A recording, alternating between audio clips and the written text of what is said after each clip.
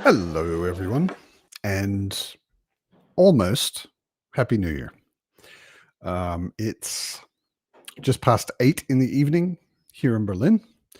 So we've still got 4 hours to go, but people in Berlin are already going nuts with fireworks. So if you hear loud explosions off that direction, you know what it is. It's a bit different as I remember it in America. Fireworks, depending on which state you're in, fireworks are strictly controlled. I remember when I was a kid, for the 4th of July, my dad and I used to drive. My dad lived in Florida, North Florida. We used to drive up to Georgia and buy fireworks and drive back down so that we could blow up fireworks in the middle of nowhere where my grandmother lived in Florida, because you couldn't buy any good fireworks in Florida. But in Georgia, the laws were different and whatever. In Germany, at least, I think it's similar around most of Europe. I guess there's a control of some sort on fireworks. Like, you can't buy ones that would blow up someone's house, but otherwise you can pretty much buy anything you want, and you can put them off in the middle of the street. And that's what people are doing right now. I mean, there are literally people standing in my suburban Berlin street right outside my window, setting off fireworks in the street.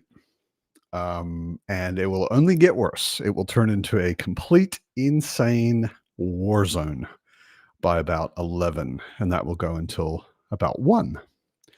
And luckily, I don't live in a Turkish area of Berlin. Nothing against Turks. Just, I've been in Turkish areas on New Year's Eve, and they really go nuts. Just noticed that there's some Fitz fuzz hanging onto my headphones. Yeah, the Turkish folks, they don't go by half measures at all on New Year's Eve. They completely go nuts. They start about an hour or two before everybody else in Berlin, and they go for an hour or two longer than everybody else in Berlin. So it's kind of funny. You see sort of when my neighborhood kind of dies down, if you go to a high point and you look around, you can see where the Turkish people live because the fireworks are still going over there where all the Turkish people are. Anyway, speaking of Turkish people, it's Joe. Joe's not Turkish. Sorry, that was a bad segue. Joe's not even. I had turkey for lunch. Joe's a New York Jew, so not at all Turkish. I eat turkey on occasion. But even if you're not Turkish, welcome, Joe. Good to see you. Thank you. I'm glad that I'm not the only one that doesn't have huge party plans. Although in America, it's early afternoon. So it's 2 p.m. Yeah, I'm going out tonight with my wife to a fancy Mexican restaurant. So, but we have like a 9 o'clock reservation. So nothing's happening yet. Yeah. It's funny in Berlin. Even if I had friends who threw big parties or something, I would make a point of getting to the party really early and staying really late, because I don't want to be on the street at midnight. People will literally shoot you with fireworks. If you're walking around, it can get a little wild. I did have a New Year's once in Berlin where I was walking around at midnight, and it was a bit nuts. Speaking of a bit nuts, me and my horrible segues. Here's Jared. It's expecting Jimmy. Let's get that would have been a very good segue for Jimmy. I did invite Jimmy, but Jimmy regularly ignores me when I invite him. No, he doesn't. He usually tells me I'm playing golf, because he's usually playing golf. This time he just ignored me, but it's New Year's. It was very short notice, so we'll see. He might join later spontaneously. There were a few people that said I can't join when it starts, but I'll join later. So we have some surprise guests coming up, which we haven't seen on the pub for a while. We haven't seen the pub itself for a while. I checked and it's been 6 weeks. I have just not really, it's been a mix of, I have actually had things to do on Sundays, which is rare for me. and I haven't really felt like it. But it is good to see your faces, as Peter says. Good to see my face. Yellow Blam. I don't remember you ever being here before, Yellow Blam. It's a name I would remember. Welcome to the pub, if it is indeed your first time. Anitha's here. Although Anitha lied to me, she said she would join on screen. And I guess she chickened out, or isn't quite ready, or is doing her makeup, or who knows what. Good to see you, Britton. Hello. Brian made it, at least in the chat. Brian was invited to be on screen, but Brian told me he's been sick lately and isn't quite up to it. And I totally understand that. I hope you feel better soon, Brian. Who's this? Ida's here. Daniel's here. Hey, Bex is here. Good to see you all. Oh, nice. Who else is here? Samwise is here. Oh, nice. Sam. Yeah. Good to see all these people that I used to see every week, but haven't for a little while. Cheryl's here. I don't think I've seen that name here before either. Welcome, Cheryl, if it's your first time in the pub. It's a somewhat off of schedule pub, but yeah, not a Sunday, so it's not a Sunday pub, traditional Sunday pub. Brian is loving New Year's Eve now. Solitude after 6 years of throwing massive New Year's Eve events. Yeah, I've been to some. I mean, I never ran a nightclub like Brian, right? But I've been to some crazy New Year's Eve parties, and while they were fun, I'm in my mid-50s now, and I don't really need to do that as much as I used to, if ever, really. I'm kind of over the huge, crazy party thing. My wife gave me like 4 choices of places to go, and I was like, can we just take the one that says live DJ just off the list right now? Yeah. just cross that one out. I don't want to go to that one. No. I'm too. And then high energy. I'm like, let's not have high energy. I want low energy. I want tinkling glasses and appetizers and low energy. Chill, good food, maybe a nice high drink. energy. I've got some nice cognac going. Oh, nice. My our place is like an hour drive away. We have to drive back through snow, so I will not be doing much drinking. Yeah. It snowed unexpectedly. I was very surprised this morning to look out the window and see how white everything was. It snowed for the first time this winter last night here in Berlin. Not really. I remember snow when I was a kid, like around Washington, D.C., where I lived when I was a kid. I remember shoveling my grandparents' sidewalk and being in a tunnel of snow that was taller than me. You know, like shovel and throw it up so that it would get outside the tunnel that I was creating. And getting over to my granddad's car to shovel it out, and you couldn't see the car. It was just sort of a bump in the snow. I haven't seen snow like that in a long time. Yeah, we had 2015. We had what was called Snowmageddon here, and the tunnels were actually big enough for the cars to drive through on the side of the road. That's how much snow we got. Okay. Yeah. Wow. Yeah. I Samwise planning a cozy night with the wife. Yeah. Too many people getting sick. Yeah, it seems to be going around. Brian was also saying that basically a plague hit Minnesota and the whole area around where he lives. He doesn't know anyone who isn't sick right now. A number of my friends got sick after the Kraken, which is the game convention weekend retreat thing that I go to. I went to that like a month ago, and afterwards a whole bunch of people were like, not feeling very good. Conventions are just nerd petri dishes. Yes. Yeah.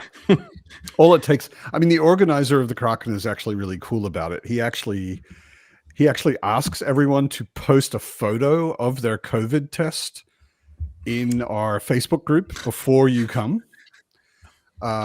So like at least for the Rona, everyone's consciously testing themselves and, you know, confirming that they do not have it. But yeah, it's there are other things to get sick with, you know. It doesn't have to be the Rona.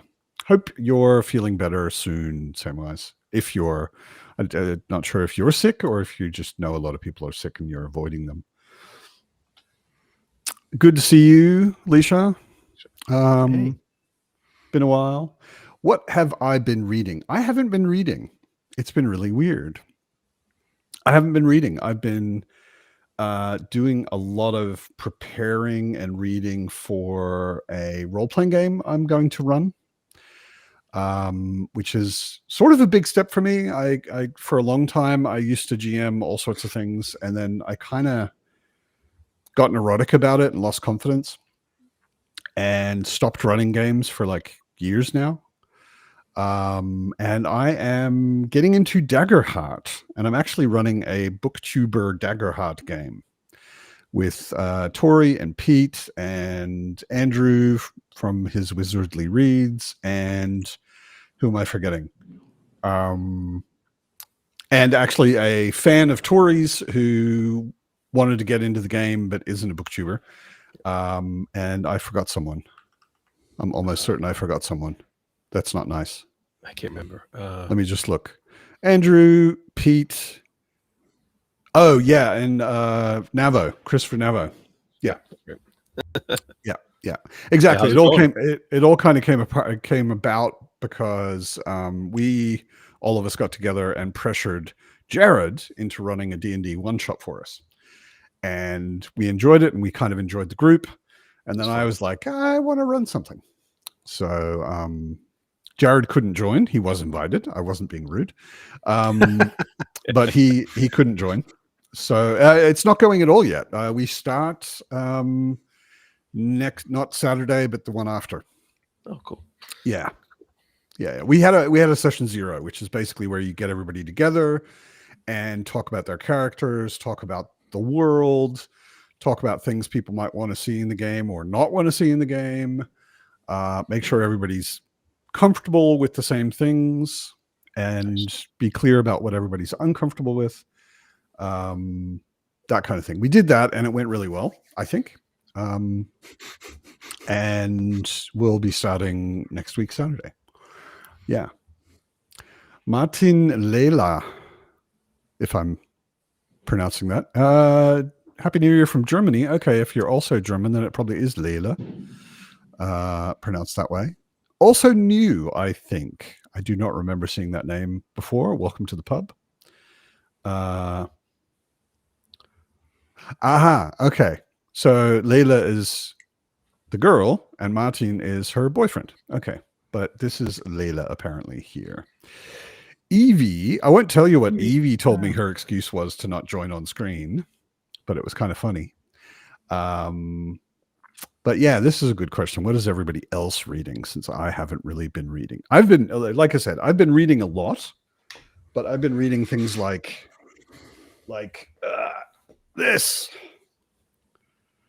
I've been reading big, thick rule books and shit like that. I have not been reading much fiction, or really any, for a while. But what have you guys been reading? Joe, what have you been reading? I'm about 2/3 point in Discovery by the Minton Trio, which is outside my wheelhouse. So because it's very much it's like a, I don't know. I don't know if it's like sort of typical structure and the way it's written for like a horror novel, because I don't read horror. So it's a little bit cosmic horror. It's a little bit sci-fi. Yeah. It's really good, but it's really hard for me to like judge it accurately, because it's not like the stuff I usually read. It's a lot about like normal people coping with the cosmic horror thing. That's not my jam. I mean, it's a great book, but it's not my jam. So sure, I'm not familiar with like the way it's supposed to be paced. It's got a weird pace. It's really interesting. Very, very, very well written. So I'm about 2/3, and I did the thing I seem to do so often, which is I end up reading the thing that someone says, "Hey, we're going to review this on a stream." So I'm like, "Well, I better read it then." Someone said, "Oh, I heard you read that book. Can you give like a video clip of a review for something?" And I'm like, "No, I have not read it, but now I guess I have to." So Yeah. I did that, and I just finished what Jared was reading, Alistair Reynolds. You know what I'm talking about, right? Oh, the Didn't you Revelation just read Space. that? Yeah, Revelation Space. I finished that like I don't know, like that's not the last thing I read, but it was really recent. And I I've like that a heard lot so too. often that I really should read those. It's really good.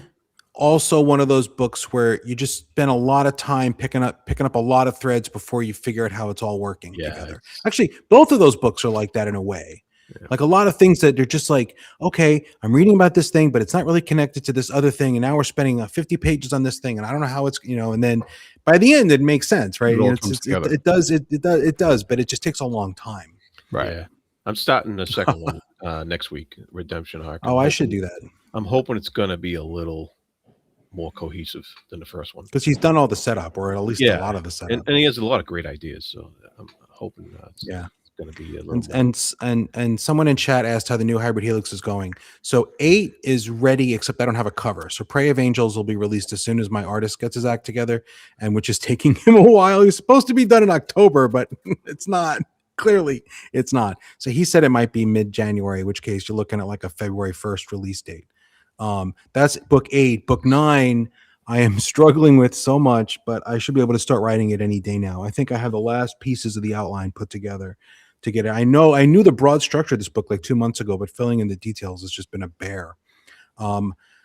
The further I get into the series, I thought I would get my wind, and I sort of every book would just pop them out like as I knew what I was doing, but they just get more complicated, so it gets harder. Like I don't know why the heck. Getting to 20 books is going to suck, but that's what are you going to do? You're going to keep going, right?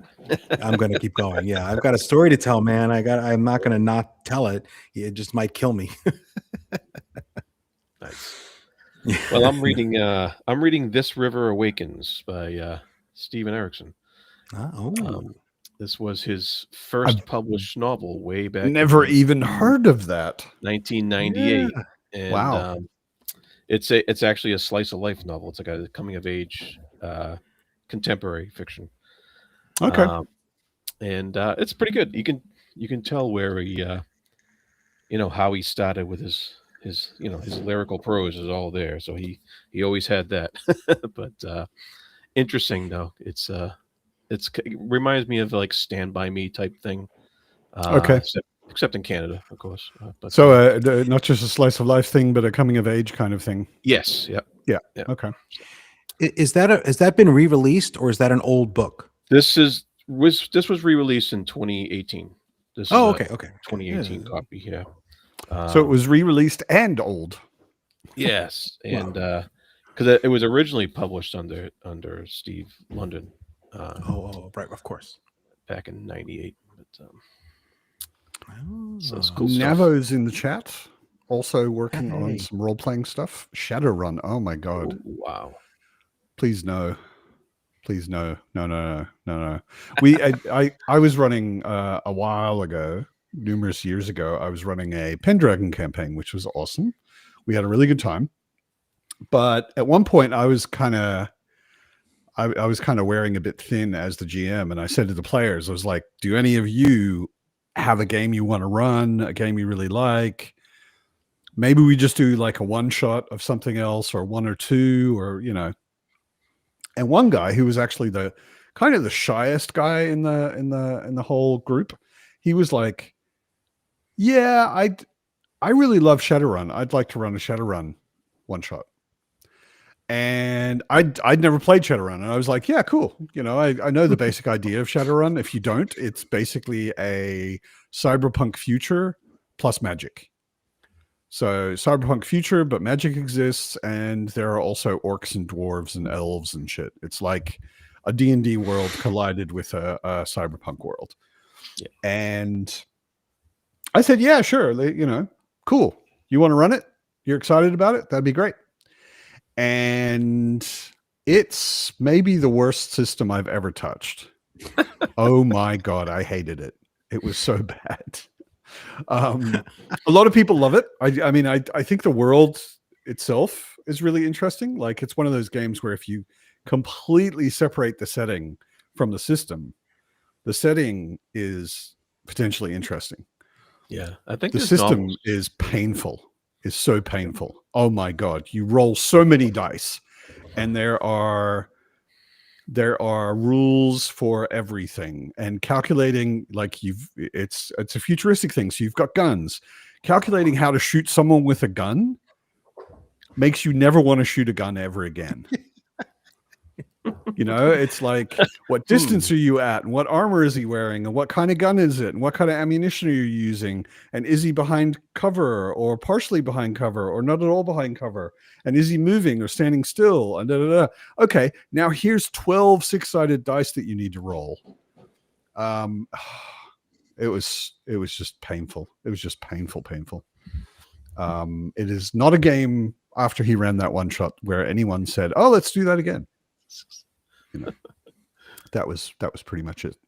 How dense is Revelation Space? Samwise wants to know. It's similar, I think, to like if you were hopping in the Gone to the Moon, similar to that feeling, except in space, you know. So not as lyrical though. It's not as it's not as poetical as Erickson gets. There's definitely some like hard science stuff going down in this so it wasn't, to me, it was harder to get into because I'm not like a hard science fiction guy, but yeah, but he definitely have to you gotta be patient with it, and it towards the end it's a lot of fun. It takes seriously the ramifications of very advanced technology, but no FTL or no verified FTL, and that makes it super interesting because it expands the timeline. Because the characters are like, their lives are, you know, expansive. You know, you go from system to system, but it takes 100 years to get there. right. So it's postulating technology that gets you close to the speed of light pretty quickly, and it can sustain you. But you need different stuff. So it changes the scale and the way the story feels in a really interesting way. That's a lot, and a very fantasy feeling in certain ways, because you have these, very old things coming around, and more of a sense of like sort of slow progress of history. It's not, I don't know. Yeah, but not like Dune fantasy. More like it's no, but it's much harder science than Dune. Yeah. I mean, Dune just barely pretends to care. Dune is fantasy in space. Yeah, but Revelation Space is not. Yeah. Right. Yeah. That's what I'm saying. Like it's very, in that sense, it's really, from everything I've heard about him as an author, I expect it to be a lot crunchier, so to speak. It's much crunchier. Yeah, it seems like the first question you have to ask yourself as a science fiction author, like you're going to start a new science fiction book or series. Yeah. Like, is there FTL, is like the most important first question, because it determines so many other things, And artificial gravity is a big one. That's true, but that seems to be almost like a hand waved given for most authors. Like most authors, it's like, let's not think about gravity. But you know who does a good job of thinking about gravity, and I really like the way they deal with it, is the people, it's not called The Expanse. The show is The Expanse. James S.A. Corey. Right? Yeah. They really thought about gravity, and they brought up things about not having artificial gravity that I never thought of before. It's part of the reason I say that The Expanse is maybe the best sci-fi show ever, because way it doesn't get hard science crunchy in a way that not very scientifically headed people like me are going to get lost. But if you're flying in that direction, gravity goes that way. And if you're not flying in any direction, there's no gravity. Like, just that fact in the show is so well done. Like physics matters. And that without gravity, things like when you get like wounds, like a broken leg will kill you in a different way You'll than it will when there's bleed gravity out. because the Yeah. blood won't go anywhere. Yeah, Like exactly. it You'll bleed won't- out your body's inside not- your body. Yeah. It's so interesting. Yeah.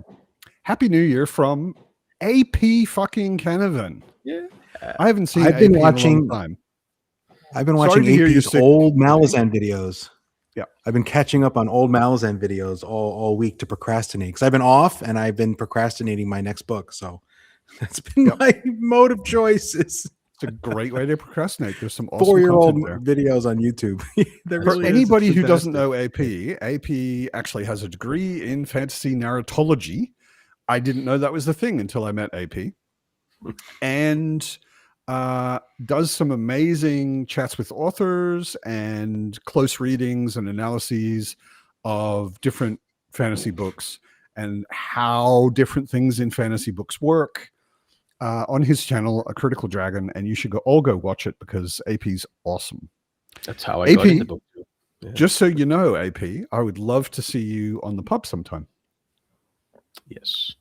But I've never invited you because, well, I have invited you, I think, but it was a long time ago, and every time I did, you said no for reasons, and therefore he was I at thought, your okay. birthday bash. He was at your birthday bash. Yeah, AP turns up every now and then, surprising everyone. Speaking of AP, here's his nemesis, The nemesis. Dr. Fantasy. See, AP? Oh, Dr. no. Fantasy will come on my channel. Yeah. But It's the New Year's Eve flannel. I No believe tweed. I believe that AP is ill. I think yeah, he is. He said he's flu dosed. So yeah, him which, not being here. No, now. it could be fun seeing him like that, but Actually, for everyone but him, I'm sure it would be. Especially you, Philip. How are you doing? How does it feel to not be wearing tweed and to be wearing fucking flannel? I mean, I'm from Vermont originally, so it's kind of part of the uniform. It's the national uniform in your little nation there. Yeah. Yeah, and I do like maple syrup too, in case you're wondering. Okay. Of course you do. Fantastic. I mean, they allow you to still be from Vermont, so you must. I mean, I think I've disqualified myself by living in New Jersey for 30 years, but Probably true. yeah. Probably true. By now I'm a flatlander. Yeah. Yeah. So, what are you reading, Mr. Chase? I just Dr. started. Chase? I just finished the second book in the Fiona Var Tapestry by Guy Gavin. Yeah. I'm loving everything that he writes. Really loving it. Yeah.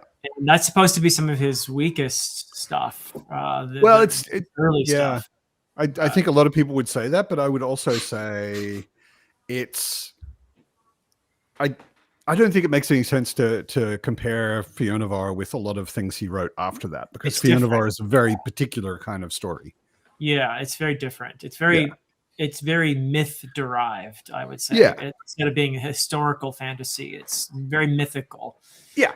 And it's just beautiful. I mean, And it's also magic. I mean, like straight up magic. Yeah. And he was in his 20s when he wrote that, and I'm not jealous at all.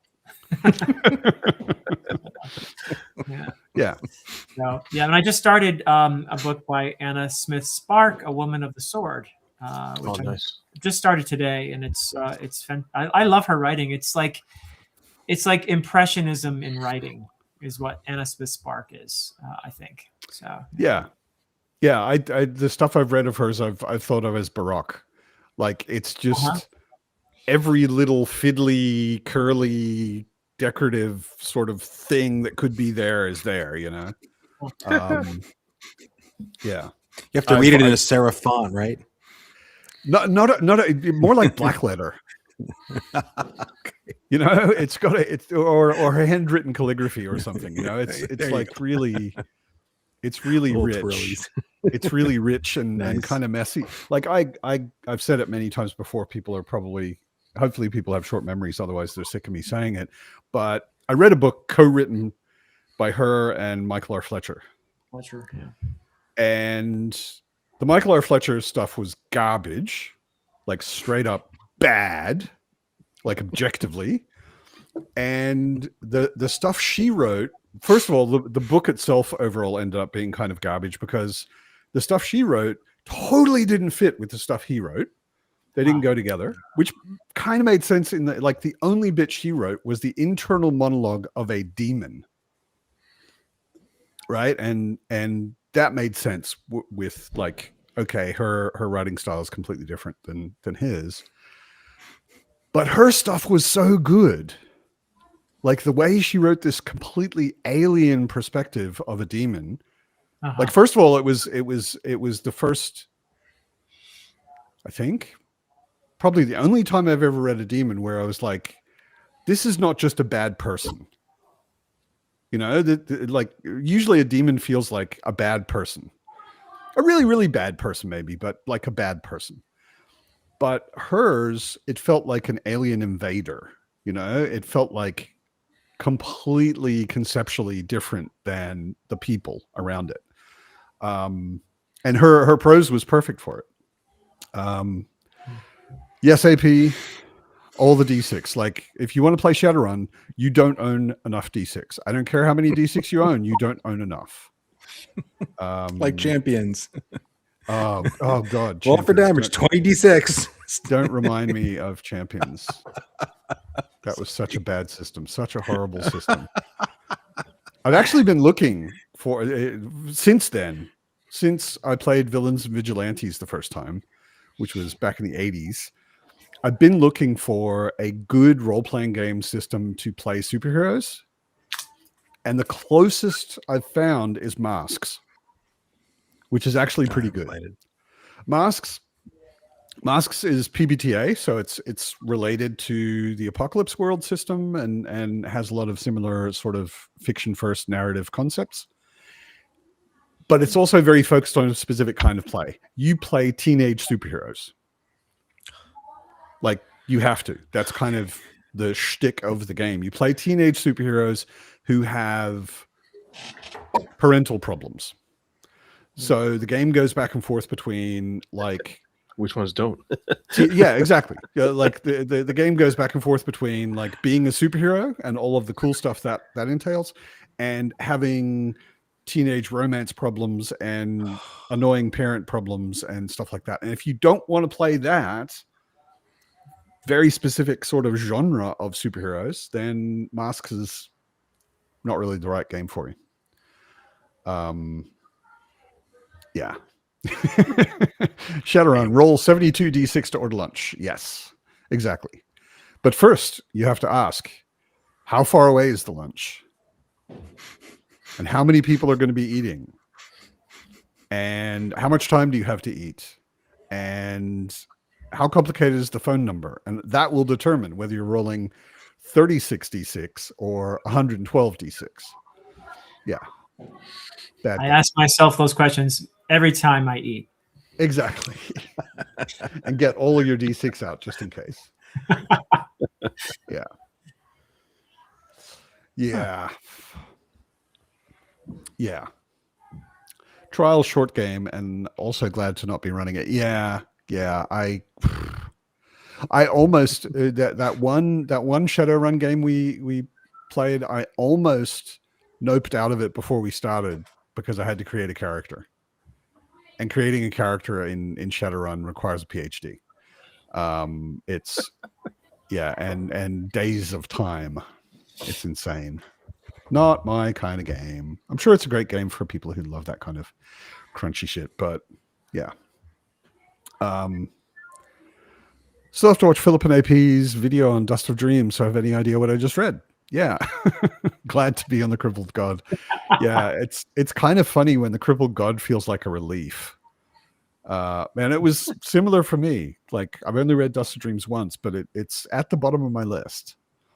I've heard a lot of people who then reread it and have said it went up a lot in their estimation. On the reread, yeah, for sure. Yeah. Absolutely. Yeah.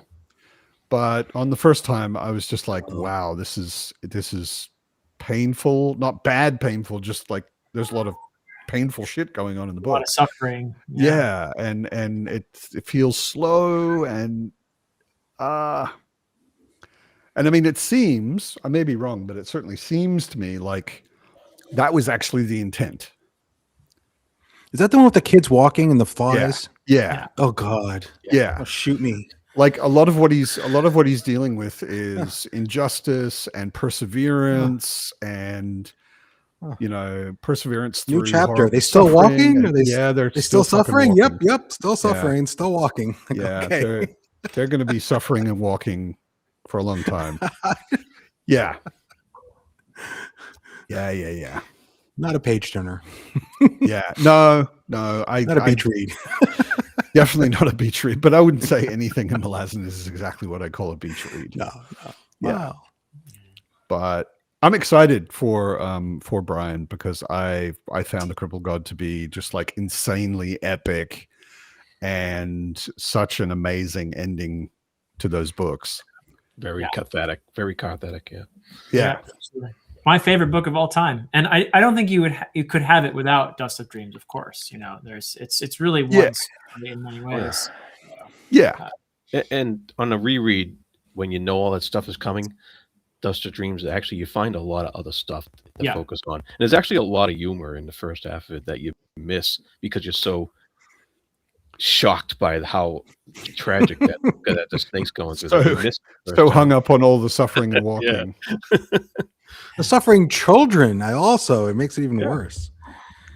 Yeah, that's kind of the point. Yeah, I know. Yeah. I know.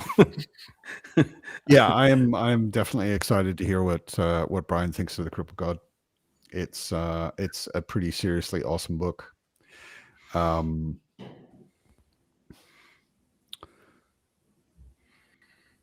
AP got Derry to read new fantasy books, so I appreciate him a ton for that. Really? Which ones?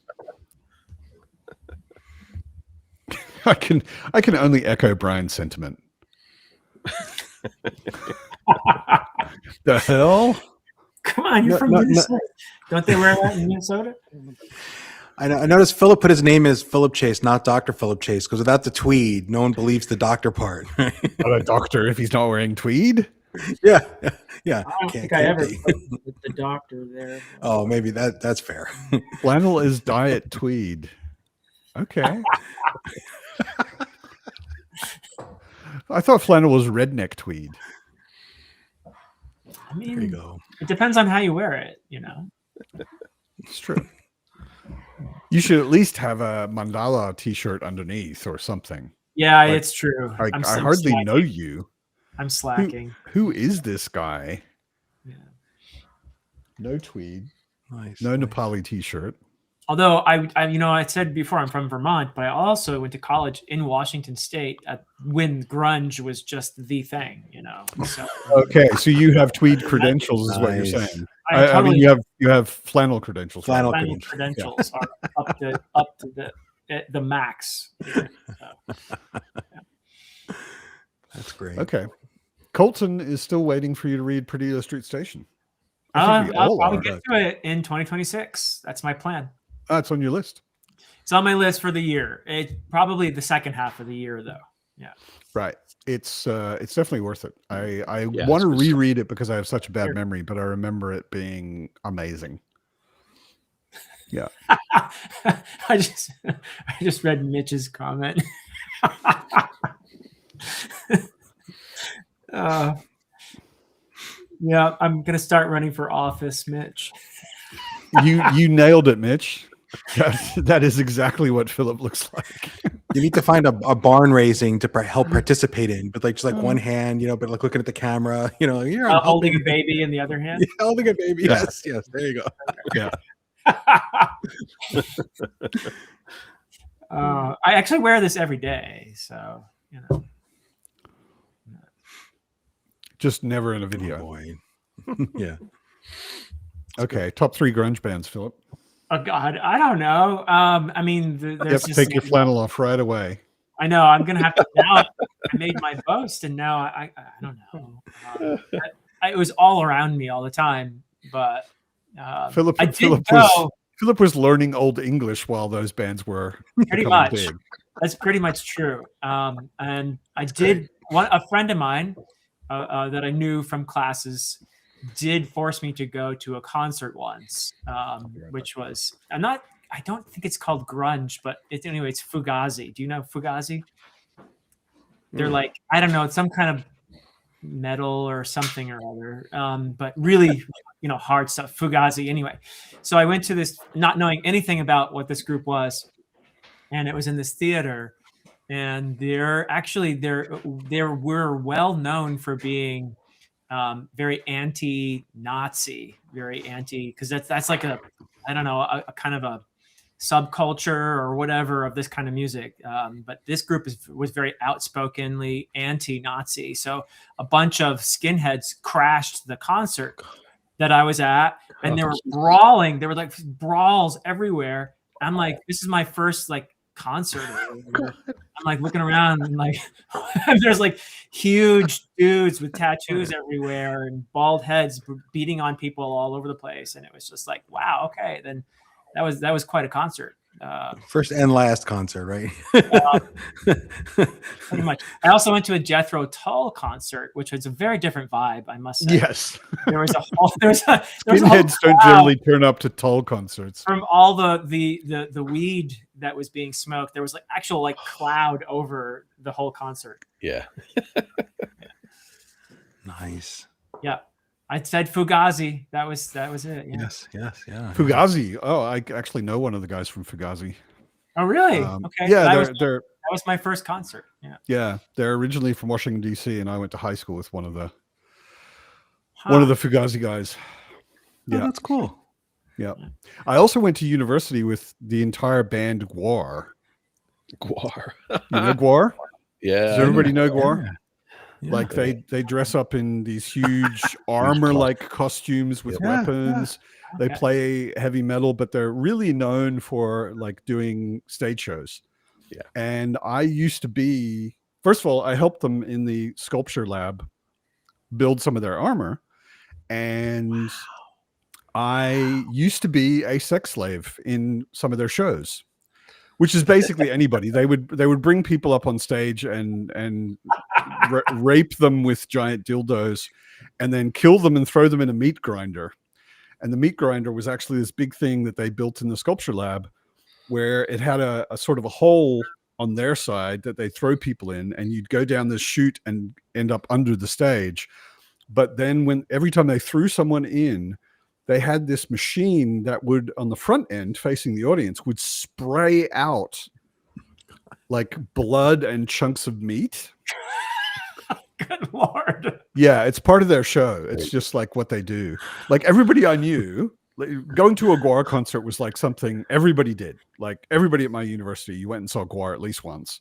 Wow. And everybody I knew had Gwar clothes. And they were the same clothes you wore to your first Gwar concert because you knew that you couldn't wash the stuff out and you didn't want to get it in any other clothes. So like you had your Gwar outfit. Like, this is what I'm going to wear to the Gwar concert because it's already got meat and blood and stuff on it. They were crazy. Wow. Yeah. Yeah. Tull having a guy who played flute. They had a lead flautist. Or they still do. They still play sometime. All right, I'm being summoned, but I'll come back later. All right. I gotta go for a bit, but I shall return. Yeah. It's a threat. Have a good one. See you, man. Happy New Year to everybody. Happy New Year, man. All right, I gotta find the button here. There it is. Good to see you, Philip. Okay. Who was that guy? Did Philip Chase just say Fugazi? Yeah. Apparently he did. Yeah. I think the keyboardist just died for the Jethro Tull. The guy who was originally started in the original band. Yeah. Yeah, I was the weird kid in high school who used to have to tell people that Jethro Tull is not a person. Like, Jethro Tull, he's that guy with the flute. And I'm like, no. Yeah. Actually a band. It's all of them is Jethro Tull. Yeah. Nightshade 1965, who I also don't remember ever seeing in the pub, Haven't watched Matt in ages on his channel. Good to see you here now. Every book you guys have read, I don't read. Sorry, but my best read so far has been The Stand by Stephen King. Do not apologize for loving The Stand. The Stand is an awesome book. I really enjoyed it. Yeah, I really enjoyed The Stand. Sorry. And a lot of people here are Stephen King fans. So you're not in the wrong place. Don't worry. Yeah. Speaking of Derry. There's Derry. You have a link, Derry. Get the fuck on the screen. Derry's in 2026 already. Does the link work Indeed. between years? Oh yeah, no, they might have changed something tomorrow that they haven't changed yet. And the internet crashes horribly when Derry tries to dial in because it's from the future. Yeah.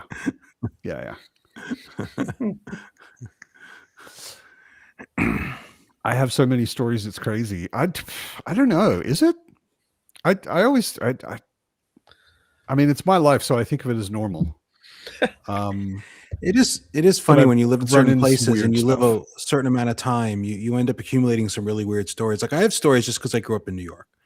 Like I saw George Clinton at the Apollo Theater. If I'd grown up in like Wisconsin, like that wouldn't have happened, right? It's not because I'm cool. I just happen to live in a place where a friend could be like, "Hey man, I got an extra ticket to see Apollo George is down Clinton the at Apollo street, Theater." Yeah. And like, or you want to come? And then like, I guess, because that's what you do when you're, a kid and you don't know, you don't. Yeah. Why not? It's a thing. And Paul Auster, right? I've told you that I Not saw his desk personally, in but half. I know that you sawed his desk in half. Yeah. Yeah, right. But that's just because That is literally a weird story like, to me because I idolized an author and you sawed his desk in half. Right. Yeah. But like just because he rented my friend's like his office. He rented out of my friend's house. Like it wasn't because I'm like some big shot in the literary world. I was 17 and we just happened to live there. Yeah. So you get these funny stories. Yeah. Yeah. Oh yeah. Matt's just really good at telling them on screen. That's it. Yeah. Yeah, but I mean, I definitely have had some weird experiences, but I think a lot of it, maybe a lot of it has to do with traveling a lot. Like a lot of my stories have to do with being in places I wasn't born, because I have traveled a lot, more than a lot of people, and also then just being maybe curious and open to like. For anyone who watches Ted Lasso, one of my favorite things in Ted Lasso is be curious, not judgmental. Right? He has a whole speech about it in the show, and it's apparently a quote from Walt Whitman, I think. But that may be like bullshit anecdotal. I don't know, but like just the idea of not looking at something and judging it, but looking at something and being curious about it. If it's something you don't know or haven't seen before, or a weird person or situation or whatever. Oh, Colton. You have to tell me what you think of Moon Palace. It is my favorite by Paul. I love Moon Palace. I've read it 5 times, I think, which is easy to do. It's not a really, I mean, none of his book. Well, that's not true. 4321 is a huge book. It's like as thick as your head, but every other book he's read is about as thick as one of your fingers, or every other book he wrote is about as thick as one of your fingers. He didn't write very long books mostly. And Moon Palace is awesome. I love Moon Palace. Maybe because the first time I read it, I was in a very similar situation to the main character. I was in university and I was poor, which is sort of the starting point for the main character. But it's such a good book. It's such a good book. So many of his books are. If you've never read any Paul Auster, I highly recommend it. I would recommend Moon Palace. I would recommend Leviathan. He wrote some kind of average, pretty average books like Timbuktu as well. It's kind of garbage. But Leviathan, Moon Palace, Book of Illusions. Yeah, there are some very, very good Paul Auster books. Yeah, I am also curious about AP helping Derry. I thought AP was a curmudgeon. He didn't help anyone. I thought that was his whole shtick. You have read the first book in the Farseer series. The first book is pretty good. They only get better though. Like comparing the first book to like the fourth or fifth book, or even comparing the first book to like the fourth Fits in the Fool book, it gets so much better. So if you liked the first one, definitely keep going. Definitely keep going. Derry will probably be on screen in a bit after she has boiled the kettle. She'll be on it a bit and she can rave about it much better than I can because she's read them like a bazillion times. But yeah, definitely read Moon Palace. I mean, this is the other thing, especially as fantasy fans. Like nobody has a good excuse for not reading Moon Palace because you can literally read Moon Palace in a weekend. Like it is a quarter of one of your fantasy books, and it is a 20th of one of your fantasy series, you know? So just keep going. Yeah. I just got a really weird message. Wait a sec. I've been unboxing my old books, and I came up some old Jack Vance paperbacks, Oh, nice. and they were like 200 pages, and I could fit like 5 in one hand. I could pick them up. And I Yeah. looked on the back, and they're like $1.95 paper. I'm like, from the Forbidden Planet. I'm like, okay, I paid $2 for this a long time ago. From Forbidden Planet. Yeah, that was my place to go buy books. I've been to Forbidden Planet. I know Forbidden Planet. So I mean, it's a chain. I don't know when you've been there. When I went, it was on 12th and Broadway, and then they moved across the street to like the corner of like it's like a block up and across the street. It used to be across from the Strand. So the Strand's on one corner, and directly across was Forbidden Planet. And I went to high school like it was almost on my way home from school. Like because I took the Union Square was my train station to get home from high school. So we just go to Forbidden Planet like after school, like every day if I want. And I didn't go every day, but I would go at least a couple times a week. And I would just, this is the old days where if you wanted to read science fiction books, you just went and you went to all the new releases and you read the backs of all the books. Yeah. It's like, oh, this sounds good. Yep. I picked up Modesty Blade. There was no other way to really know what to read. Yeah, I read a whole bunch of Michael. So I still have a ton of paperbacks from there. I'm trying to see. I think I shelved them in 2 layers behind me. I got all those Horse Clans paperbacks from way back. Oh god. So cool. I haven't found mine yet. I have them. But I haven't unboxed them. They're in one of the other boxes that I'm gonna get to. So cool. The Horse Clans. Something that I associate with those, which maybe I shouldn't. Which strangely Jimmy Nuts reminded me of. There was a series I read when I was in high school. So like a bazillion years ago. And I loved them. And it was a really interesting idea. And I completely forgot about them. And then about 10 years ago, I was trying to remember any way to find them again. And I couldn't because I was like, I don't remember characters' names. I remember really generally sort of the setup and stuff. But I don't remember the author's name. I just couldn't find them. And then Jimmy was like, I just started this new series, the Pliocene Exiles. And he showed the cover and I was like, that's it, Julian May. It's a Pliocene Exile. Those books. They are so cool. They're science fiction fantasy. They start off with basically a bunch of people leaving Earth. And some of the people are actually SCA people, Society for Creative Anachronism people, a real thing that exists in the world today, where they reenact, they don't really, but they kind of reenact the Middle Ages, dress up in costumes and have fights. I used to be part of the SCA when I was in university. I learned to fight Mace and Shield. I learned to fucking sew, like long forgotten. But anyway, some of these people are part of the SCA And when they get to this new planet that they're going to and form their new culture, it's medievalish. And it's got magic, but the magic is based on technology they brought with them. And there are things going on already on the planet, and it's them fighting with each other for power and also dealing with shit going on the planet.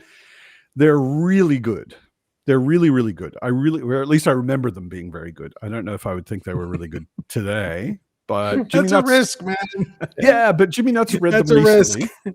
Jimmy Nuts read. If he said they're good, that would go a long way to making me feel better. But I've reread some stuff that I really liked when I was 12, and it's Sure. Sometimes I'm like, oh boy, young Joe, you did not.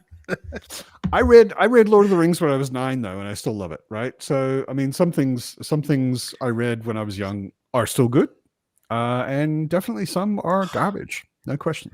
I tried rereading Lensman, Oh God.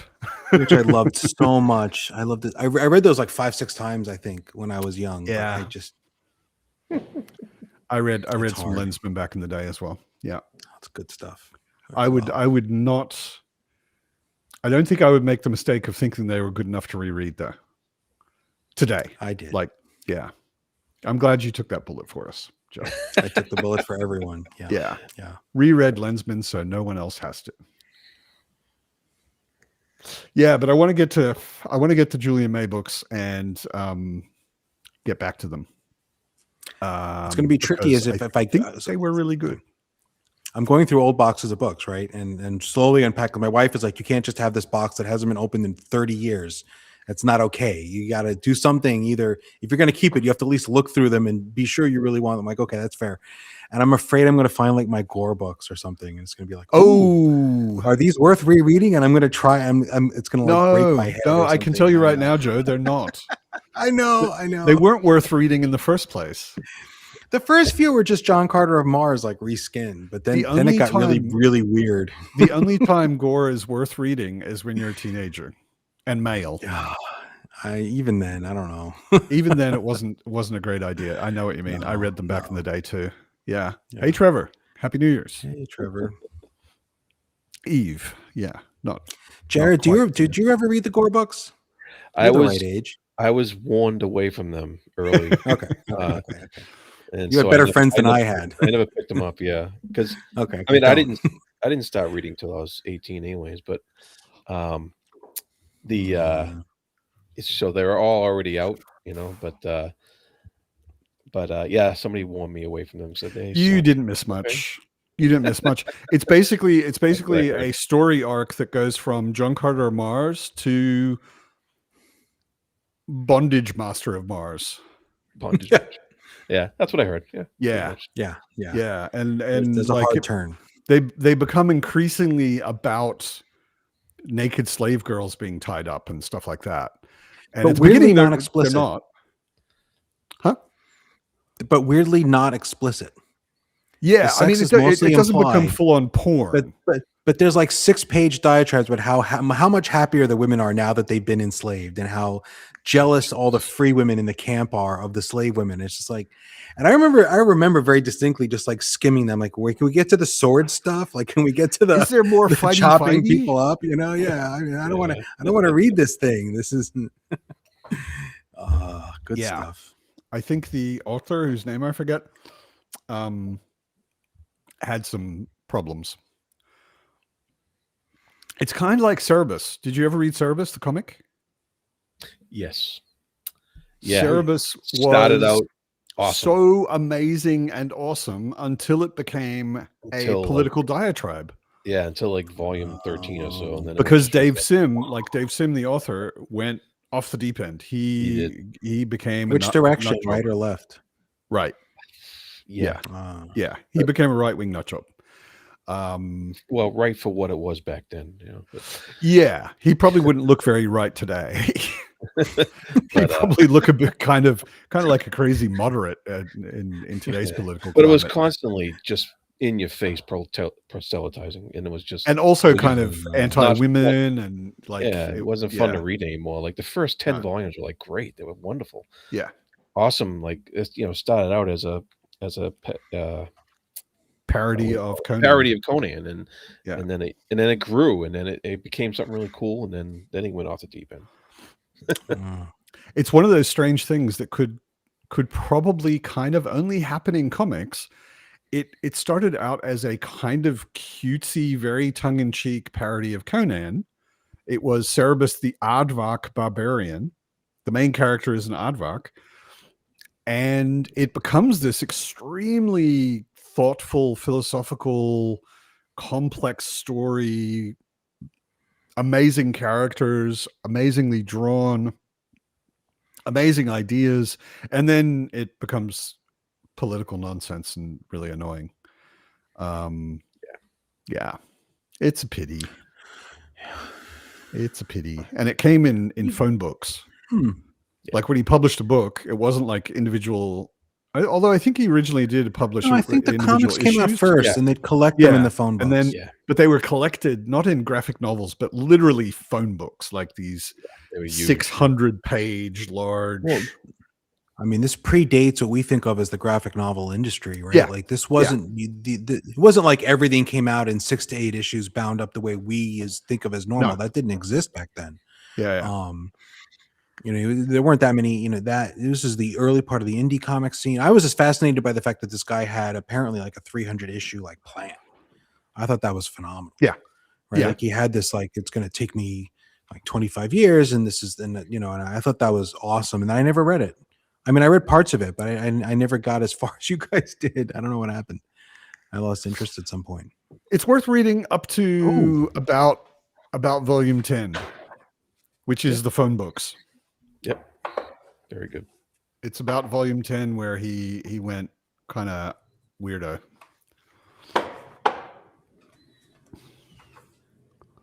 Oh, Dreadstar, look at that. Dreadstar Versus the Inevitable. Don't know. Yeah, I think Don't that's know a that. new one. I ordered the Dreadstar Omnibus. And then Jim Stalin.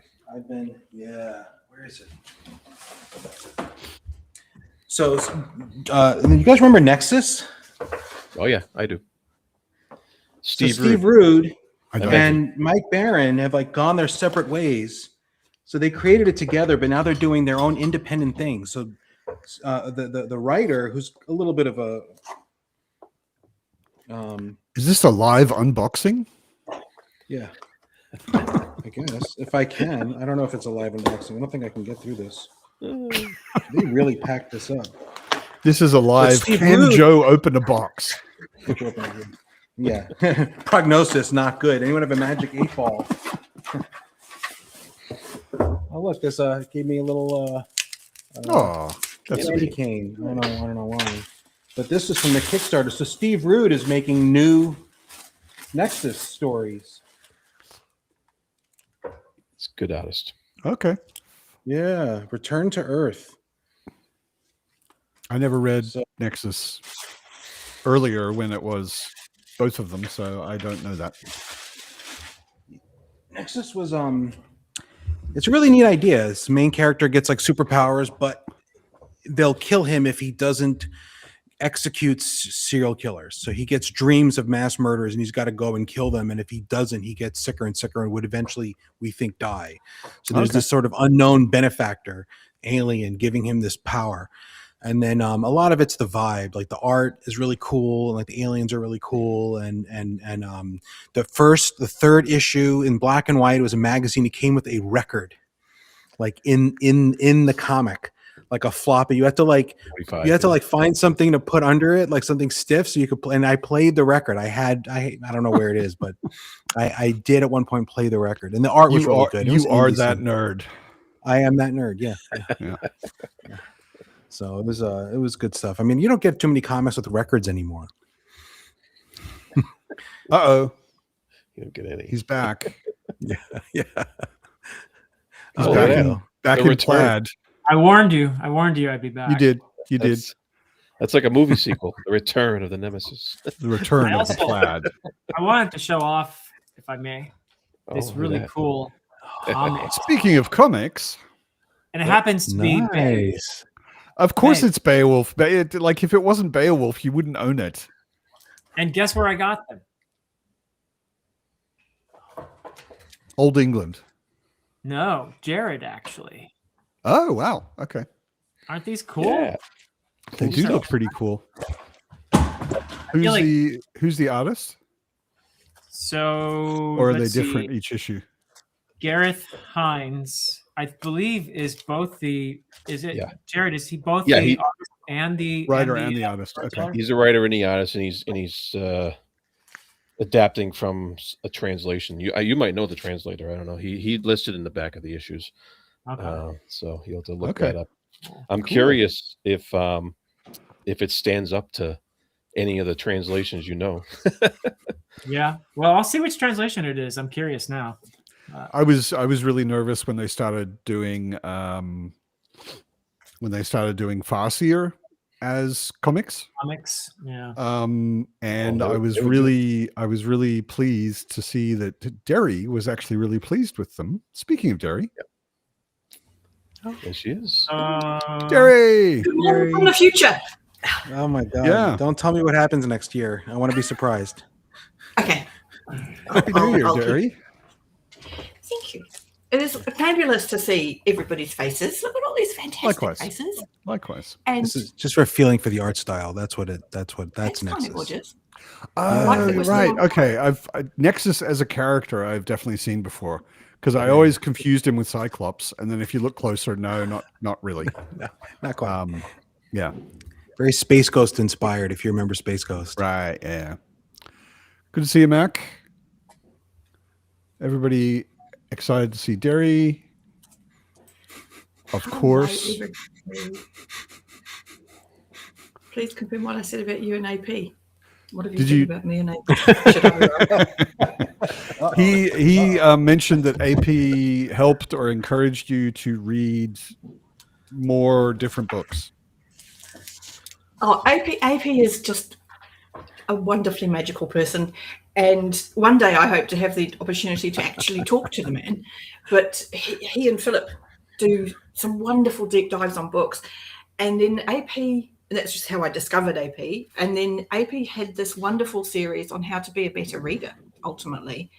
And he does close readings of things, and he talks about the different ways he views the text to, engage with it in all different ways.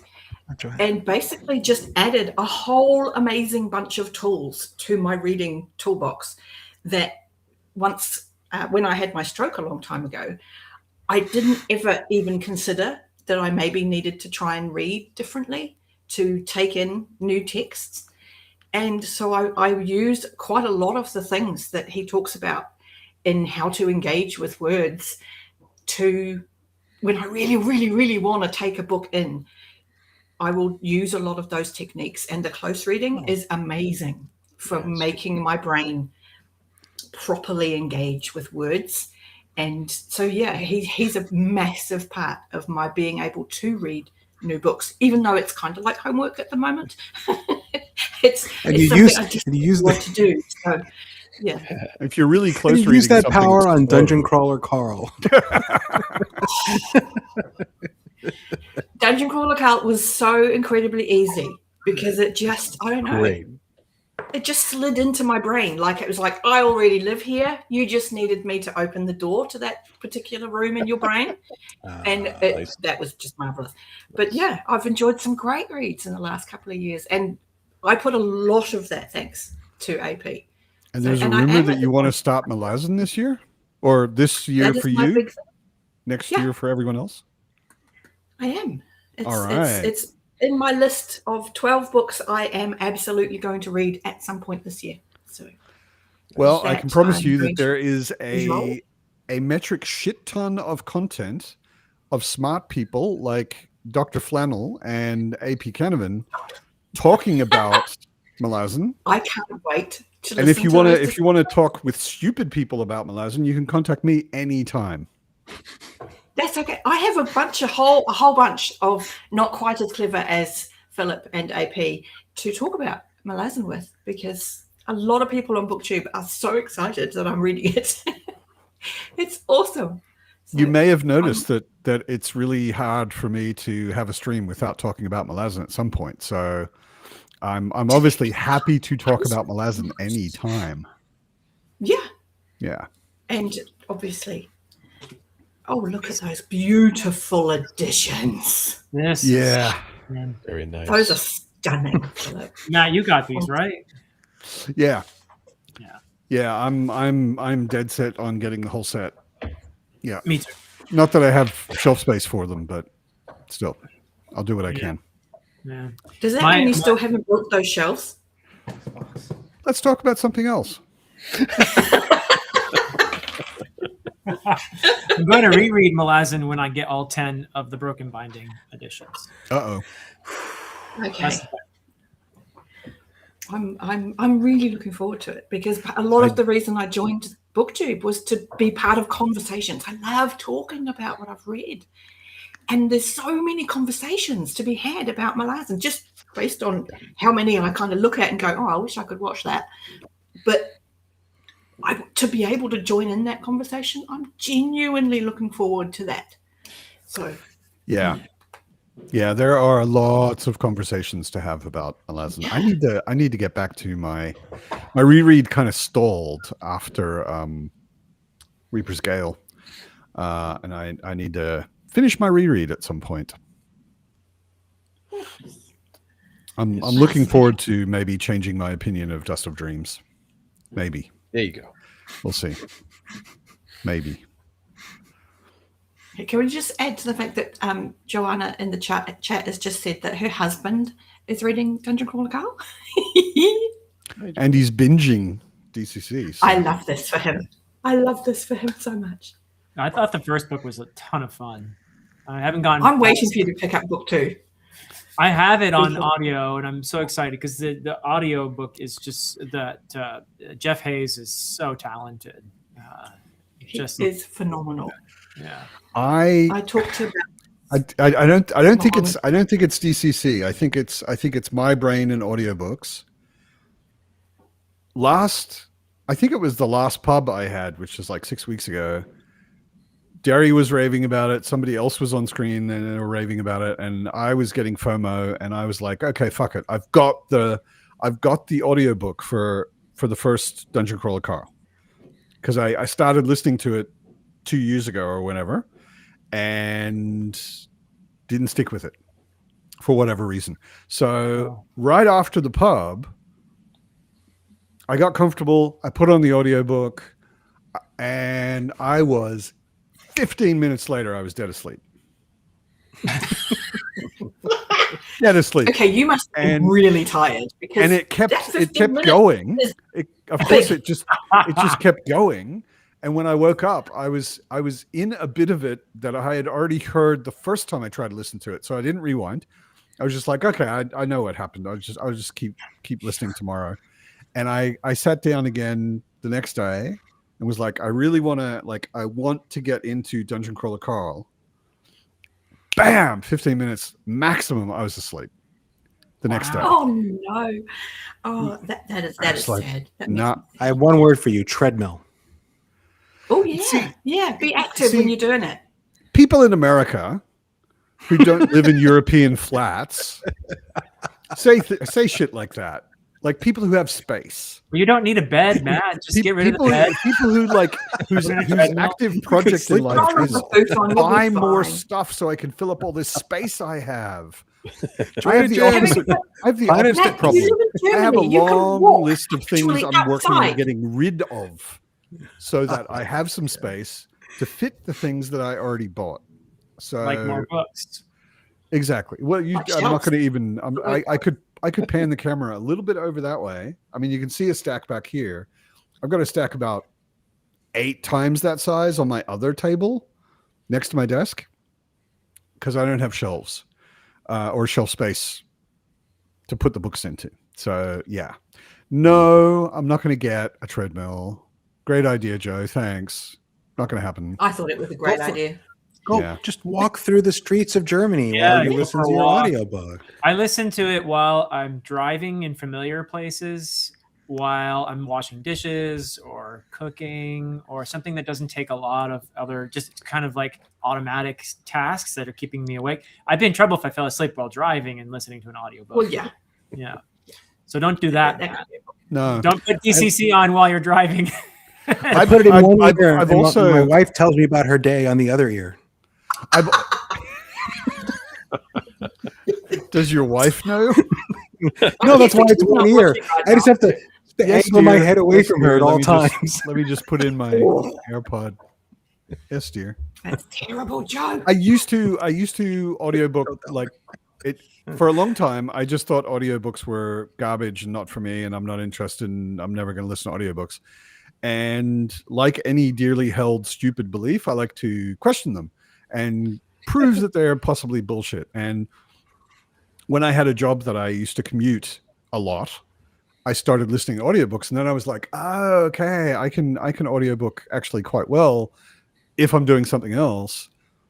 Like I can't fall asleep on the way to work because I'll miss my change and the next train and everything. So, and often in Berlin you have to stand up anyway. So like it's not a good look sleeping and also- standing. People tend to forget that audiobook, like reading print with your eyeballs, is a skill that you have to learn.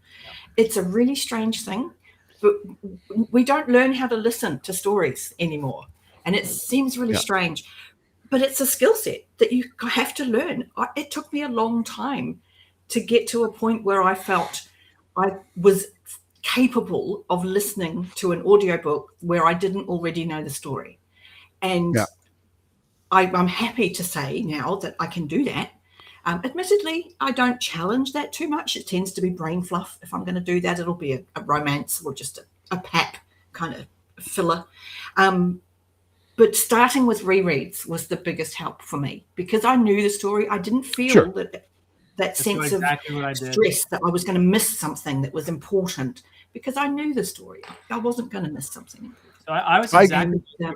Yeah. I was exactly the same. And I a little over a year ago, I never thought I could do it. I just fall asleep every time or whatever. And just like Derry's saying, it's a skill and you get better at it. And a little over a year after I finally put a little effort into it, I'm now listening almost every day, anywhere from like half an hour to an hour. So I'm not a huge audiobook consumer, but I'm enjoying the heck out of it. It's so much fun. And I'm now able to listen to much more complex books that I hadn't even read before. Whereas previously, I mean, Joe's book is a great example, Hybrid Helix. I had a blast with that. I hadn't read it physically before, but the Wistful Ascending, I listened to the first one on audio and I loved it. It was fantastic. And I have book 2 as well. I'm ready. I'm excited to listen to it in the near future. It's good. Awesome. And it's opened up a whole big coming. avenue of story consuming to me too, that I'm able to actually, and I don't care if somebody says it's reading or not. That whole argument is just nonsense to me anyway. But I'm listening to books, I'm reading books, and I'm getting almost not twice as many, but more stories than I used to, and it's so much fun. Yeah. Man Punch Spaceship was in my commuting phase, and I also listened to the first Hybrid Helix, which isn't, for anyone who's looking for it, isn't actually titled Man Punch Spaceship, but that's the genre. That's what I call it. For me, it's Man Punch Spaceship, and always will be. That. And also, though, I think I started actually with totally new books. The War for the Rose Throne by Peter McLean, Priest of Bones. The audiobook, the narrator specifically is Jonathan Lees, I think. No, I don't remember. Excellent. Really, really good narrator. But I was also commuting. But one of my better audiobook experiences was rereading The Hobbit. Yes. With Andy Serkis. Yep. Narrating and doing all the voices just like they are in the movies, basically. But he sings, and yeah. I think his singing is kind of awful, actually. Yeah.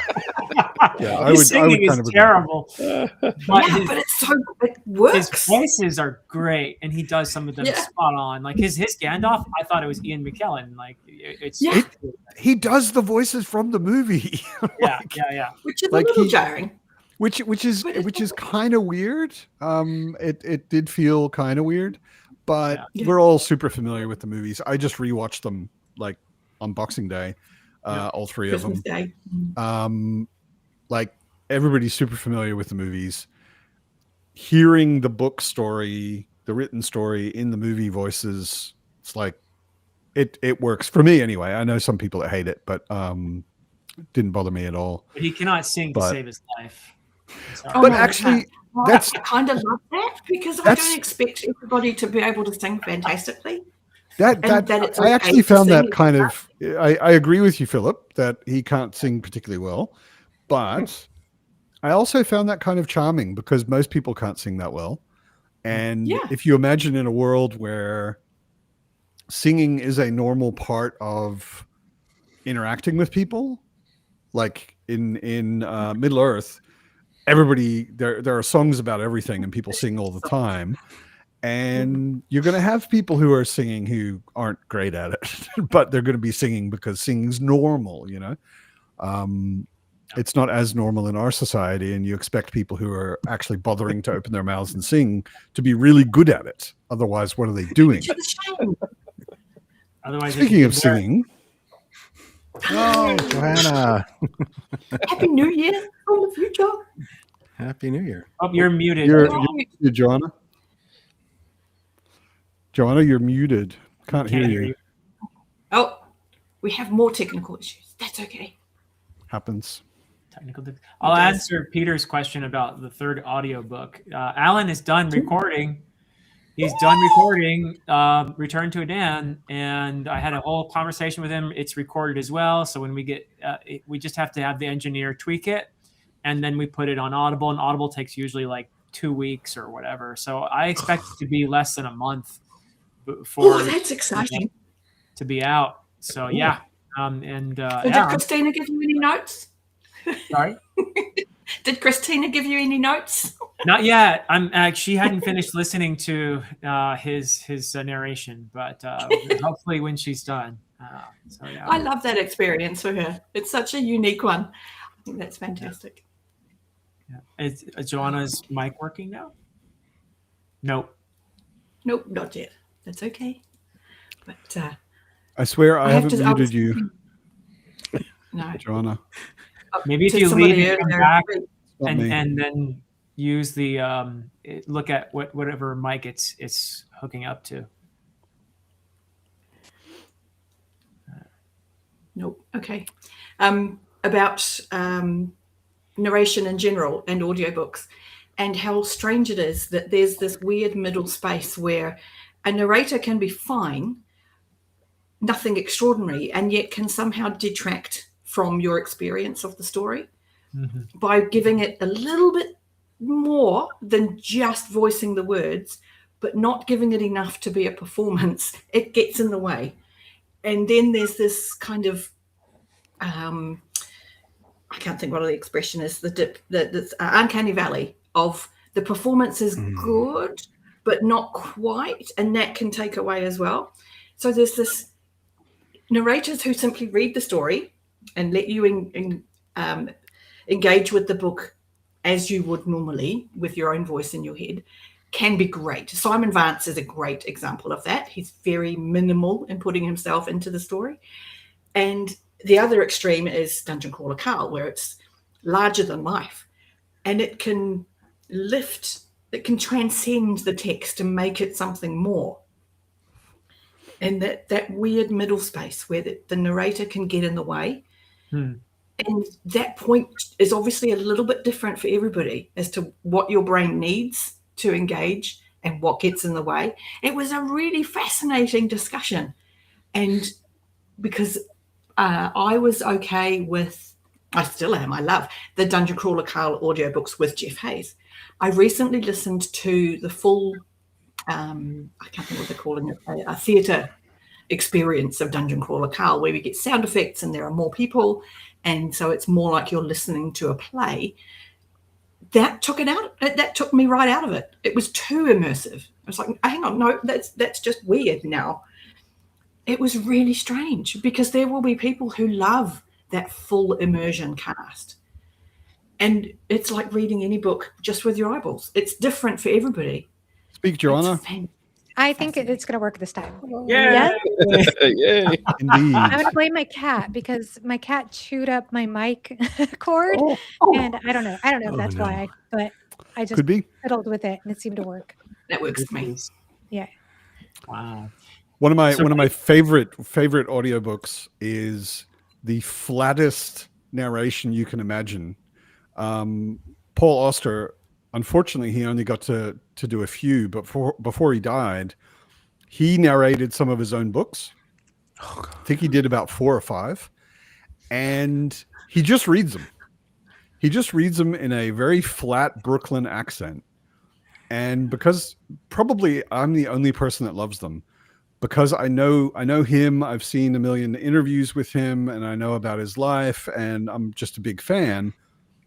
And the flavor of his books and what his books are always kind of about feels super New York to me. I mean, most of his books are set in New York, and they have very New York kind of themes and scenes in them.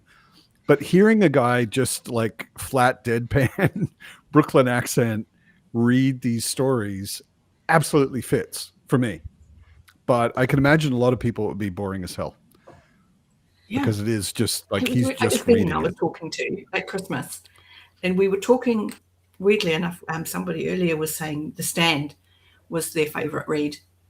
Grover Gardner does the audio for that, and he's somebody that is very minimal at putting himself in the story. It's just you're just listening to the book being read to you, and I enjoyed that a lot. I really like that audiobook. It's up there with my favorites, and it's just so strange that level of involvement from a narrator can be so wildly different that to say to somebody, audiobooks, they're brilliant.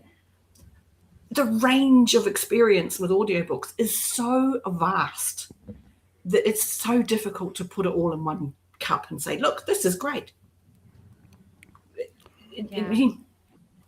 Have any of you? Oh, sorry.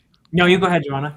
I was just going to say, speaking of great audiobooks, I read or listened to, actually I both read and listened to Discovery by the Mintons this month. And the audiobook was so good. Like it was a multi-narrated cast, and I think it really leveled up the whole reading experience for me. So yeah, excellent one.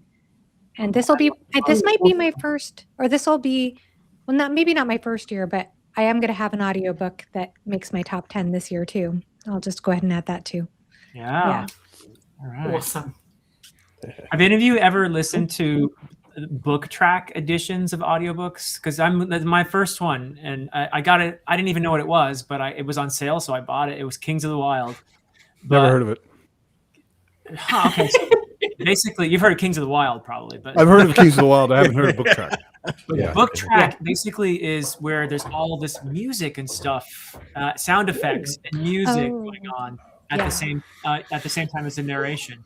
So I wondered what you thought of that, because this is my first one. At first, I found it overstimulating. Like, wait, I just want to hear the narration, but I'm starting to get used to it now. But yeah, and the Kings of the Wild is fun. It's more like listening to a movie. I remember like back in the dark ages when I was a teenager. We were all there. Yeah, that's true. Everybody here except Joanna has gray hair. So yeah. I was sometimes a lunch in the library kid. And I used to go to the library, and they had this folder. And this folder, when you open it up, had audio cassettes in it. Mm-hmm. And this was the entire BBC production of Lord of the Rings. Yeah. Oh. And that was a full cast production. Every character was voiced by a different actor, and it had sound effects. Angels are singing. It had music. It had environmental soundscapes. It had everything. So like Rivendell sounded totally different than Moria, and it was really produced the way you produce audio for a movie. And it was amazing. It was really, I remember it being amazing. That was a long time ago, but I was so into those. I must have listened to those like 10 times. It was so good. Wow. It just opened a memory door for me. Like, oh, I remember those. Oh But my god, I they can were understand beautiful. that a lot of people don't do that Oh. because it's a hell of a lot more work than recording one guy talking, you know, Oh, yeah. like recording Oh, hell all of yeah. those voices Expensive, and too. doing the special effects and the soundscapes and the music. And it's very expensive. Like the But they had BBC could do radio that kind of shit back in the 70s, Yeah. you know? I mean, Yeah, they even still do before. that. The BBC. Yeah. Oh. Yeah. There's so many Terry Pratchett books that the BBC have done productions of that are just magnificent. You can get a few of them on Audible. There's a collection, I think, that's got 5 or 6 in it that are pretty good. And it's just something that has always been part of the BBC programming, is to have these, theatrical productions on the radio that's still quite flourishy. There's always a couple going, and it's fantastic when you can get your hands on them. Absolutely fantastic. Those cassette tapes, man. You're a bit locked in. It was, I mean, and it was the entire trilogy. It was all of Lord of the Rings. I think it was abridged. Like there were some things that weren't included from the books in the audio recording because it was just so long. But it was like you'd get a folder. I'd grab one of these folders, and the folders were like this big. Yeah. And you pull it out, and it had And it a made that page. noise. And it had a page with like 6 audio cassettes on it, and you flip to the next page, and it had 6 audio cassettes on it, and you flip to the next page, and there were 8 of these folders. It was a bazillion audio tapes if you wanted to listen to the whole thing. And of course, an audio tape, what is it, 45 minutes on one side on the longest audio tape? So on the long ones. I think you'd listen most of the and it would stop. book ones would have been half an hour. You And then flip at it. the end of the second side, it would say, "Okay, now you need to put in fucking audio tape Cassette number number. 127, Yeah. side A." And then you'd go get that one, and you pull out another tome from the shelf, and Yeah. My- Back in the my early wife 90s, I bought the Dragonlance Chronicles on cassette tape. And Oh, it was like wow. 6 cassette tapes. You had to put them in the car, and I was listening to them. And For a long time, I had never listened to Hitchhiker's audio. Guide to the Galaxy, the radio tapes, and that was like My wife likes to listen to audiobooks in the library that way. And then now we're trying to find good luck finding a car with either a cassette tape or even a DVD player in it. Yep. So she's like, so we finally broke down and got her to start using her phone and using the Audible or something to get the audiobooks, or Libby or one of the apps, because she can't find cars anymore that'll play the DVDs. It's so hard. I went to watch, because I've got Firefly on DVD, obviously, and I went to watch them on my new old laptop a couple of years ago, and I was like, it doesn't have I can't, meh. I don't have anything now that plays CDs. What happened? Derry, thank you in the comments from Peter for you. That's nice. It was a nice stream. I actually that is why I went live. The exception in recent years, I actually had something nice to do on Christmas. Otherwise, I would have done a stream. I usually do, and I think I did. I didn't do one of these. I don't remember what I was doing last year, but I didn't do one of these New Year's Eve last year. But I did the year before, and maybe the year before that. So yeah, it's a thing. A friend of mine in Australia used to have a tradition that he would have an orphan's Christmas dinner. And it was always for people who didn't really have a family or didn't have one near them, and didn't have any other plans. He would invite a bunch of people. So it was a whole bunch of single people with no children, no families, from all over the world, like people like me who are from somewhere else. And I wanted to do that with my stream, and I'm very glad that Derry did one for Christmas. That is wonderful, Derry, that you did that. I'm sorry that I had to miss it. I've been out of BookTube land. I just got back in town today. So I've been doing nothing but family activities every single day since the 21st. So I came home and I was like, Wow. I need to introvert. And then I saw your live stream and I thought, well, these people I can hang. I can hang with. Well, but part of it is exactly that. Is Thank you, Brian. And as Matt was saying, because I'm on my own and I don't have a circle of people that I'm at home with, that I can be around without feeling depleted. I tend to spend these occasions on my own because it's too hard. It's too much drain. It's too much effort. And I know I'm not the only one, particularly in BookTube, because apparently neurospicy is totally a thing in BookTube. Everybody's a little bit neurospicy. So we have a lot of waifs and strays. So it was nice to sort of give people a place to just kind of hang out and not be on their own, you know, kind of sitting in the aloneness as we tend to do. So it was good. And Ben came and hung out. It was great talking to Ben. I haven't spoken to him for so long. And I kind of took the wind out of his sails because I pitched a whole lot of stuff to him. And he's like, oh, I'm going to read that. And oh, I'm going to watch that. And he goes, you have to read this. And he lifted up Shards of Honor. And I was like, yeah, I've already got that on my list for next year. And he's like, oh, okay. I was going to try and tell you on it, but you're sold already. Okay. The Vorkosigan, is that Shards of Honor? Yeah. That's on my list. Oh my goodness. The Vorkosigan books. Love of that series definitely gets me too. I am going to get to it eventually, but I want to read some more of Bejold's fantasy first because I've been loving her fantasy so far. I had a period where I wasn't reading much. I was super busy in life and whatever. I wasn't reading much for a while. And then I had some downtime. And for some reason, I'd read Bejold's fantasy before. But for some reason, I don't remember why, it was on my mind. And I bought 6 Vorkosigan books and read all of them back to back in like a week and a half. And they're great. They're really, really good. I really enjoyed Vorkosigan. I didn't continue very far with them, unfortunately. Just like the culture books. Somehow I attached the culture books to Vorkosigan in my head, but they have nothing to do with each other. But yeah, I really, really enjoyed them. They're a lot of fun.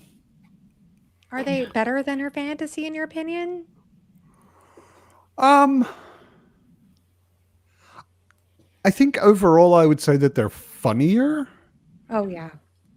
You know, like her fantasy tends to be quite serious.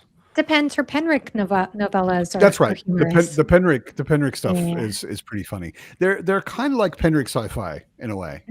I mean, you know, that like a bit more of that style. The main character is very, very witty. He's kind of Tyrion Lannister in space. I can see that. And he's very smart. He's very witty. He solves problems with his brain and by manipulating other people. But there is a fair bit of humor in it, which is not so much in her more traditional fantasy.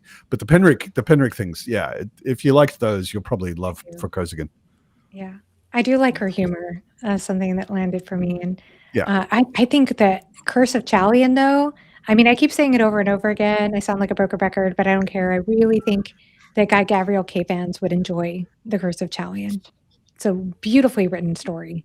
Yeah. And it functions as a standalone too. I mean, there are other books in the series. There are more, but you don't have to read them. Yeah. No. And it's not like an incomplete trilogy or something if you don't read them. Yeah. Right. Yeah. Chalion is good. What else have I read by her? There's another. Have you read Paladin of Souls? Yeah. Yeah. I read Paladin. I mean, this is all a while ago. I read Paladin of Souls. I read some of the Penrick novels or novellas. Yeah. Yeah. She's good. She's definitely good. No question. Yeah. And also I would say very, very flexible. Like the Penrick novellas and Chalion don't read as if they're the same author. Right. You know, they're of a similar quality, but they're very different style, very different kind of prose, very different, like serious, humorous levels. Yeah. I agree. She's very good at changing her tone, like writing things in either a lighter tone or writing things with much more gravitas. She's really good at covering that spectrum very fluidly. So, see, Mitch, you can die on that hill, but you'd still be wrong because oh, how mean! Miles Vorkosigan would not have been Miles Vorkosigan if he was 7 foot tall, Giga Chad. Any more than Tyrion Lannister would have been Tyrion. Exactly. If Tyrion Lannister was like that, he would be Jaime Lannister. Yeah. We already had a Jaime Lannister. who was like that because of who he was. Yeah. I'm sorry to hear that, Peter, in the chat that you lost your pet. I had mentioned this earlier in the not the stream, in the month to somebody in Discord. Losing fur babies is one of the most, I don't know, under-recognized griefs that we have as people, because we don't give it enough weight. These are things that share our lives, that love us unconditionally. And when we lose them, we're losing possibly the purest form of love that we will ever get in our lives. So yes, the grief is real when we lose them. Yeah. And yeah, Fool's Errand is a beautiful, almost ode to these people, because they're people to us, the people in our lives that we lose, and that void that leaves in us. So yeah, I'm really glad that helped you, because I think that it's saying that. I think it's acknowledging that our fur babies are people, and when we lose them, it's hard. Same thing for me, by the way, Peter. About 3 years ago, I was reading the same book, and it was my dog, our dog Belladonna, passed away at the same time. And Fool's Errand was tremendously helpful. And I actually, about a year ago, wrote to Robin Hobb just to say thank you for writing the book, and that it was just the right thing. And she responded so graciously. It was really nice. Wow, I love that. Nice. Yeah. I just started the second book in that trilogy. I just started. Yay. Yeah. It'll probably take me some time because of other things, but I'm just going to take my time with it. I just love taking my time with Robin Hobb's books. So I don't usually like vlogs, but I really enjoyed your reading vlog, Joanna. Thank you. I had so much fun. It was so fulfilling, because you don't know what your journey is going to be when you start a vlog. You don't know what you're going to say or how it's going to happen. And then it felt like it just felt so intimate, because the book was so intimate. And so there was something very special about putting that together. Yeah. And it's so hard to lose a pet. I completely agree. Yeah. It's something that just doesn't get enough, I don't know, appreciation, acknowledgement in the wider world. It's like, oh, your dog, whatever. No, this is a big thing. It's a huge thing. You know, I think like losing another human, everyone can understand, because everyone's a human and everyone's been a child and maybe a parent and whatever. But not everybody has pets, and some people don't care about them at all. And then it's maybe more abstract and hard to understand what kind of companionship it is having an animal, like you said, that like depends on you for everything, is there all the time, you know, like it's a totally different thing. Yeah. You know, that love that they give you, and you don't get that from people. Even the people you love the most dearly, you can argue with and have grudges for, and there's always that little fly that no matter how much you love someone, there's at least one thing about them that drives you up the wall. Yeah. But you don't have that with people. Not me. I'm delightful. And I'll fight anyone who says any different. I think you can see my true pet right over there. I don't know if you can see that. Not really. Golden retriever. Oh, they're the best. Yeah. So it's my sweetheart. Because it's we gotta zoom in there, Jared. There you go. Oh yeah. Off in the distance. Yeah. Right on the couch over there. Chilling. Yeah, I see him. Yeah. It's just unconditional, and they love you so much. And I don't think I've ever grieved as purely as I have when I've lost pets. Oh my gosh! Because there's just no baggage associated. I paid left unresolved. a year and a half ago. I paid $8,000 to get her spleen removed so I could keep her. You know? And I do it again. That's hard, because she must be on all sorts of meds with no spleen. Nope, she's fine. Really? Yeah.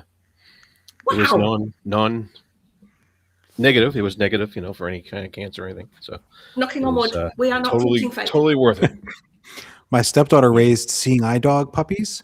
So you get them for like a year and a half, and then you've got to give them up. So it's like It's a little bit of torture. As you get his dog, you grow to really love it, and then it's gone. It's not dead, so you don't mourn, but you can't interact with the dog anymore because they go on to their blind person. So every dog's like, I want this one to fail. I want this one to fail, because if they fail out of seeing eye school, you get first chops at adopting them, and I'm you going get to train this this one free dog. badly. So, but unfortunately, my stepdaughter is really good at this. They're like, all the dogs would pass, and they're all like with actual blind people, and she's devastated. She's not really A year and a half is Baby. also too long. Like, I mean, if What an like I had amazing a job. friend who in Berlin who sort of socialized difficult cats. So the adoption home, the cat adoption home, whenever they got a cat in that was really hard to deal with, they'd give him to him.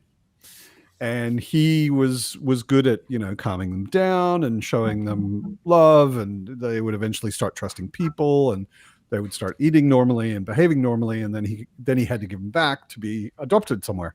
He could always adopt them, but he already had 3 cats. He didn't want to have 10 cats, So he always had to give them back. But usually it took sort of 3 months, which is and it's 3 months with an asshole cat too. So like they get to the point where they're kind of like a normal human can deal with them, and you're almost glad to see them go, I guess. But it's also only 3 months. But a year and a half, that's your dog. Yeah. Like, you've been training a dog for a year and a half. It's not anybody else's dog. Someone is taking your dog. She gets that dog as a puppy, like really young, and then Yeah. it's a year and a half, and what you grow, the dog grows with you, and it's a good deal because they pay for all the med stuff and they pay for the food, like the Seeing Eye Foundation. So, but I miss those dogs. That's some. Sure. And couple black labs, and I think there was a golden retriever in there. But Great how dogs. much joy to have them for that period of their lives, It's nice. and to be helping them become such incredible It's a great thing to do, aids like, to other people. no question. So much joy in that. But I'd It's like being a high probably be school ready. teacher. No one's like waste of time, right? I'd probably be ready at the end to fight the Seeing Eye Foundation. Like, no, fuck off. You cannot have my dog. The worst is there's this like I don't care graduation if he's going to a ceremony. blind person. He's my dog. You go and you watch them like do like their graduation walk like around town with a trainer, pretending to lead the trainer around, and they just show what they've. You're not allowed to go within like 60 feet of the dog. You can't speak to the dog. You can't pet the dog because they have to forget about you because now they've Sure. moved on. Sure. And I'm like, we drove all this way to watch from like a block away. Is this? Yeah, This dog, we can't give her like a squeeze, and I was broken. I was like, why are we doing this? that must be That just sounds like torture. It really was, but I was the I mean, driver. it's awesome that she does that. It's amazing. Like I've seen some blind people with their dogs, and those dogs are insanely amazing. Like those are super cool dogs. So training a dog to do that is a noble calling. Yeah. Oh, yeah. Oh. I love the fact that there are dogs out there that almost don't need training. They just need to be shown that there's a job for that thing you can do automatically. And they're like, oh, you mean I get to do this thing that I think is fun and get pets and treats for it? And they just feel like the happiest beings on the planet, these dogs, Yes. when they find the job that they were born to do. It is just a complete joy to watch it happen. Yeah. Complete joy. Mm. Philip, do you think you'll get another dog? We want to do a lot of traveling. We have a lot of family all over the world, and it's important to us to visit people. And I never want to travel and have to leave a dog behind again. That's just the hardest thing. They don't do Yes, I well. don't understand it. They don't do well when you leave them, or when you. We tried once putting Belladonna in one of these places. They build themselves as very cozy and comfortable for the animals, and then when you go there and you see they're all in these cages and they're miserable, and when you get your dog back, they're traumatized. So we're gonna wait till we What are you in jail for? we're gonna wait till we do a lot of traveling, but I can't. I mean, next to books and tennis, I watch basically dog videos on YouTube all the time. Having a dog, so it's just, yeah. It's the same thing for us, Philip, especially like traveling to see my family or whatever. We used to put our dog up with my in-laws who live like an hour and a half away. So my husband would have to take an extra day off work, drive an hour and a half to drop the dog off with the in-laws, which she loved because they have a lot of land and a pond on their land. But yeah, it's the same thing. Like I guess at one point, before I came into the picture, he tried to put the dog in a kennel at one point, or to one of those, I guess one of those places like you were talking about, and she got so anxious, like she bled from trying to chew the bars, and they said probably better that you don't keep her at this place anymore. Like, yeah, it was just traumatizing. Philip, get a cat. Cats don't give a shit. They don't care if you leave. Yeah. Well, I go away for like 4 or 5 day weekends every now and then. I get the neighbor's boy to come over. He feeds Fitz twice a day, plays with her a little bit. The first time he walks in, she's probably like, "Oh shit, who are you?"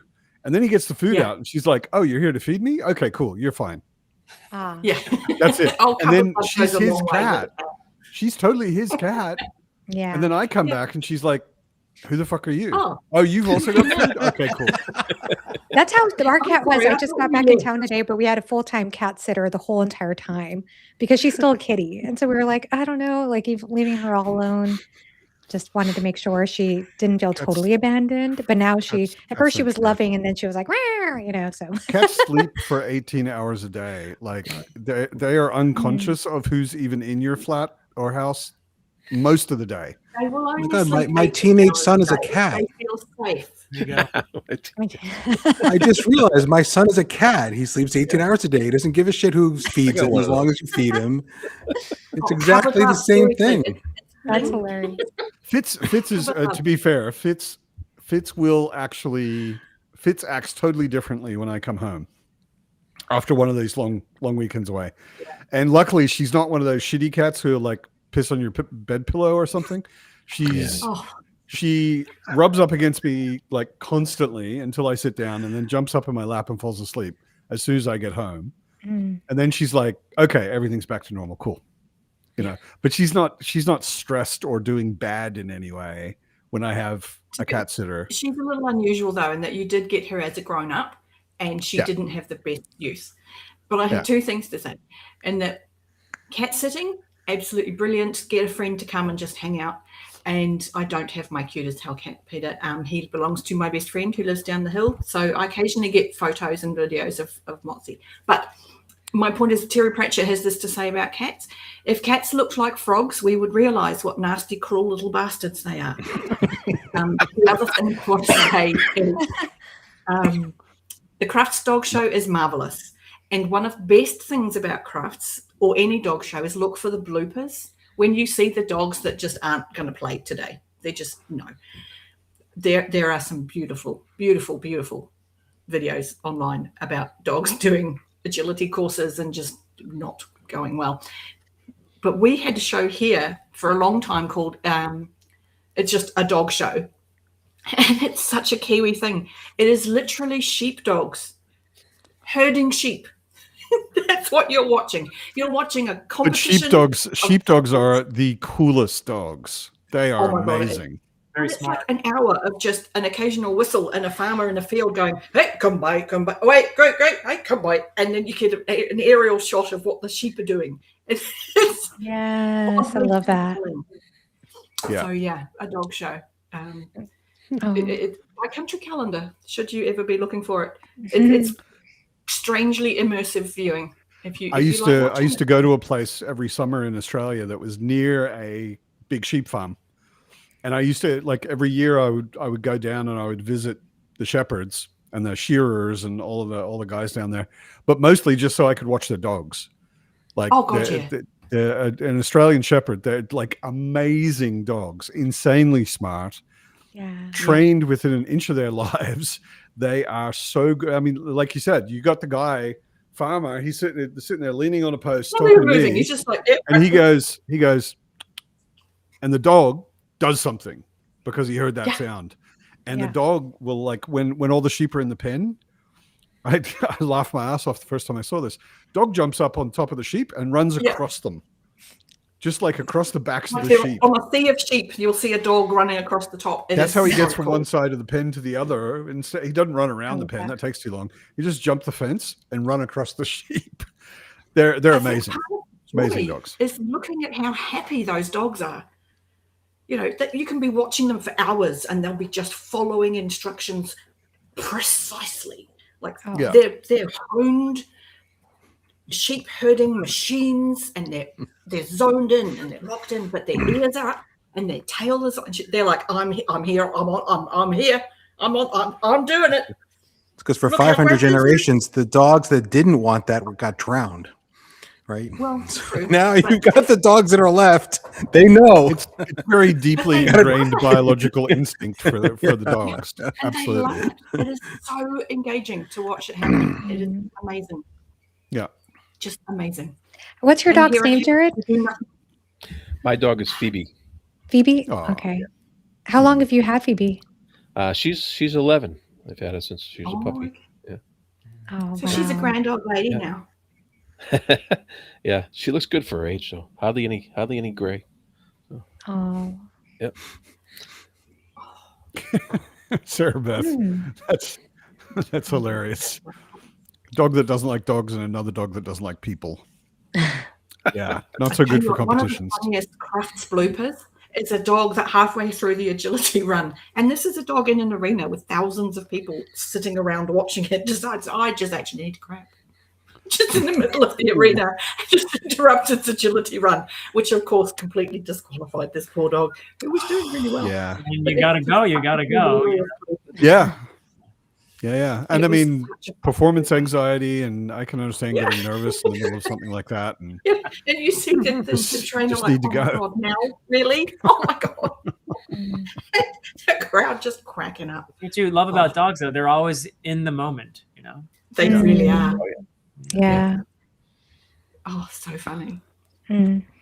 speaking of pets, Yeah. Where's Fitz? I don't know right now. Oh yeah, she's up there on the printer. Ah. Oh, my that, birds have been busy. that blob They've had- right there, that blob is Fitz. Oh, Hey, Yeah. Fitz. She loves sleeping on top of the printer for some reason. I'm not sure why, Hmm. but warm. Do you print a lot of things? it's almost always off. I mean, It's that little bit I think higher. it's just it. Yeah, it's the elevation, and it's a horizontal space that is about her size. Yep. So Which, let's be fair, that's not normal because she is enormous. there are not many things in my flat that are large enough for her to lay down on without knocking some shit over. She tries it on my desk all the time and knocks shit over. She loves getting on my desk and laying down in extremely inconvenient places. Yeah, and just stretching so that everything on the desk just happens to fall off. Yeah. Yeah. Yeah.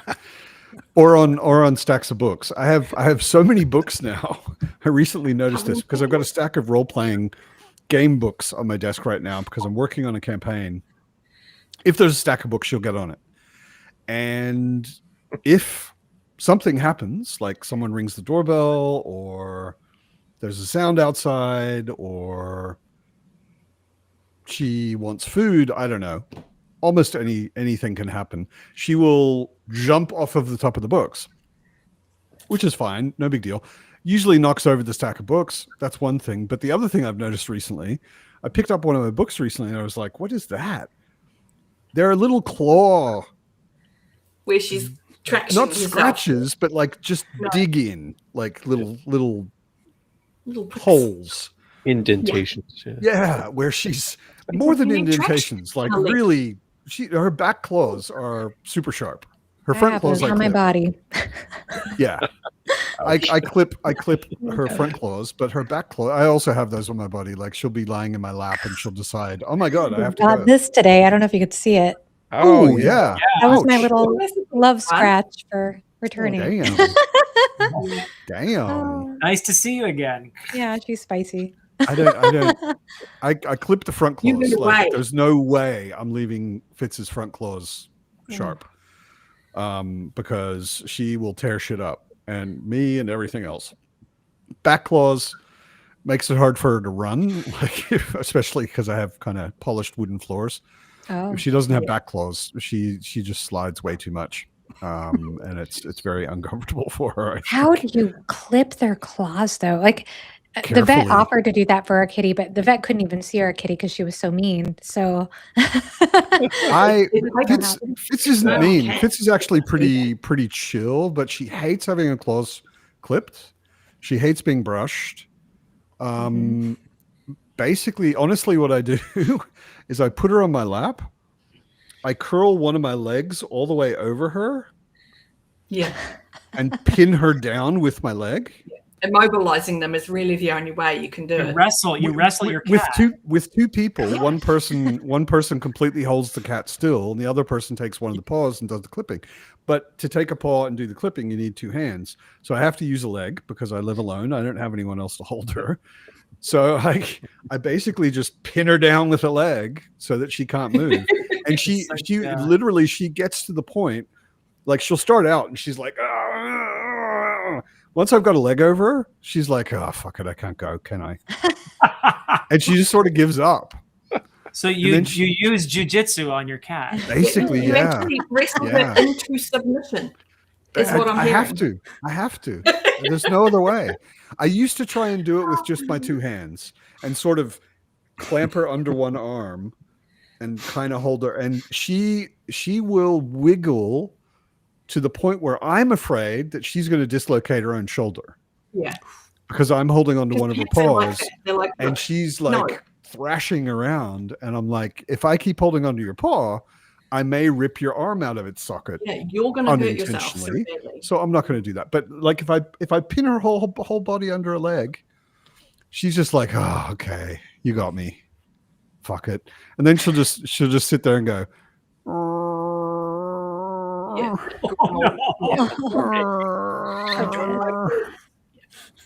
I'm like, I made Moxie scratch. If you just sit still, it takes like a minute and a half. It's shut the fuck up. We're almost done, you know? Joanna, it sounds like you need Matt to take care of Khaleesi for a yes, while. please. Because I don't think my legs could hold her. Oh, goodness.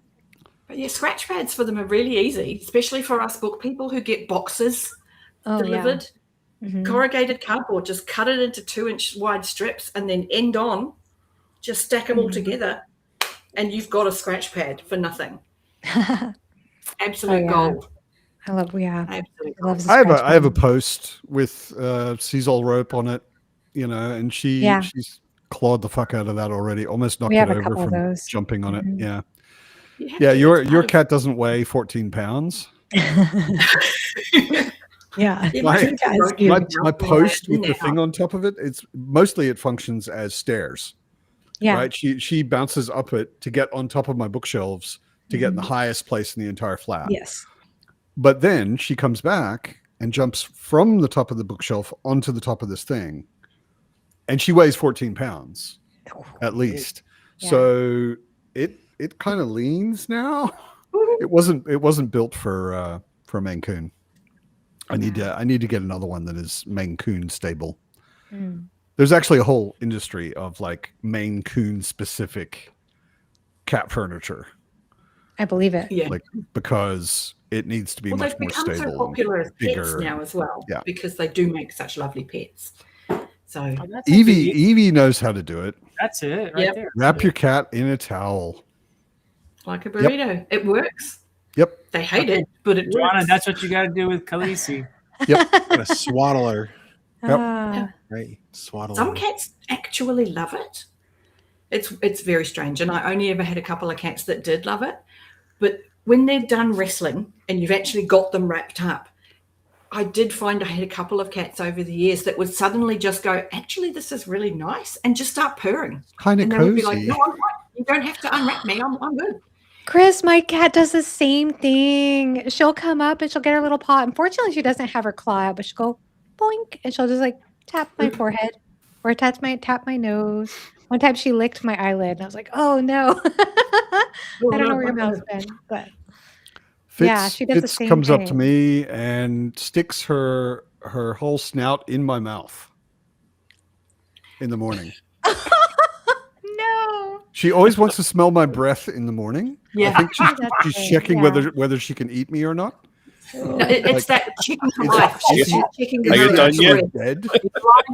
Can I Is he eat you dead yet? yet? Can I eat him yet? Not yet. She'll only do that once, and then she'll Yeah. back off and she'll sit near me, and anything she can reach, she'll claw it. Which is why I clip her claws. So she'll I wonder why just that's lightly, the but monster she'll under like the bed. claw my ass, claw my foot, claw my hand, which happens to be hanging out a little bit, come over and claw the side of my face, whatever. And, Well, you can't we- sleep naked. I do sleep naked, unfortunately. It's the only way I can Oh, boy. sleep. So yeah. But the truly Well, sensitive that's gonna things wake are you more up in a towards the hurry. center of the covers. So Gotta keep those Yeah. covers, man.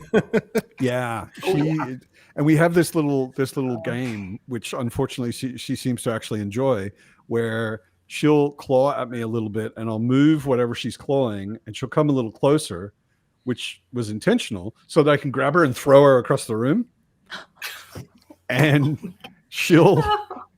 30 seconds later, she's back up on the bed in a position to claw something else, and she enjoys. The more you she throw me, enjoys the more awake you are. She actually enjoys the throw. It sounds bad, but she really enjoys the throw across the room thing. Far too much. Yeah. I just Well, have it's found out the You're burrito engaging. comment there.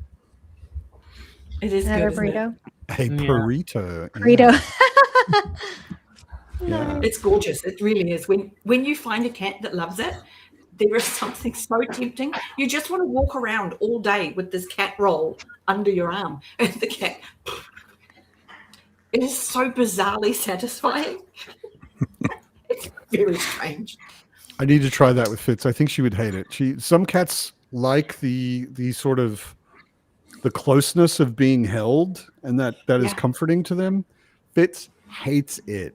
Like, she does not want to be picked up. If I pick her up, she'll tolerate it, but you can just see on her face, she's like, how many seconds until you're going to put me the fuck down? I'm over it already. Stop it. See, Brian, this Okay. is where you get an older cat. You go into a rescue place or a shelter, wherever, and you get a cat whose owner has predeceased them, and you just get an older cat. And they're often very lovely company. They're just happy to be around. And Also, absolutely- honestly, Brian, the main thing with Fitz, I mean, we had to figure this out together when I first got her, but it mostly has to do with when she's fed and how much. Yeah. So now what I do is her evening feed, she gets what she gets, and then right before I go to bed, she gets another pack of food, whatever time it is. And then she'll let me sleep usually longer because she's not hungry, and then There's whenever also I get a up, sense I of feed her. security in that there's food. Yeah. And depending on, what their history is with food, can certainly help. See you, Joe. I gotta run. Take care, guys. So nice to see you all, and Happy New Year. Happy New Year. And thanks for having me. Happy New Year. Enjoy Take your care. dinner. While we're Thank doing you. that, I'm going to say Happy New Year too to everybody. Thank you for inviting me, Matt. And, you guys are Pleasure. all lovely, lovely people, Oh, and I'm looking forward to next year. So yeah, Happy New Year. let's do it Happy some New more. Year. Family and girls. Mwah. Be Happy safe. New Year. See you Alrighty, next year. bye bye. Bye bye. I'll just I- quickly say, Brian, I hope that you reconsider the cat, because I don't know. I mean, I only have It I have makes a experience huge with this difference, cat Brian. and my last cat, but I really don't think they're that bad about waking you up. No. I know that's a thing. Yeah. Like, that is a thing when they're kitties, like when they're really small. But even now, our cat does not wake us up unless it's like our normal wake up time. No, I have So two they cats. I adapt have to two Get cats. into a routine very quickly. Yeah. And unless there's actually something wrong, once you're in a routine, The worst I fine. would say, Brian, like, first of all, never buy a kitten, because there are millions of There is, yeah. adult cats We need that a are going to be Decent. killed if they are not adopted. Mm. And adult cats are not fucking annoying. Adult Kittens cats are are fucking fantastic. annoying. They might not do this to you. Yeah. Yeah, exactly. Kittens are super fucking annoying. I mean, they're also cute as hell, but that doesn't Oh my last, God, so cute. right? They're extremely cute, but that does not last. They become The grown-up cuteness kittens. is Grown-up only there cats. to offset their irritant factor.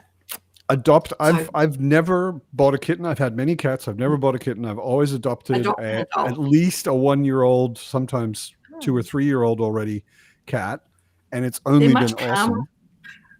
They take maybe a couple of weeks to adapt to a new place, new people, new situation.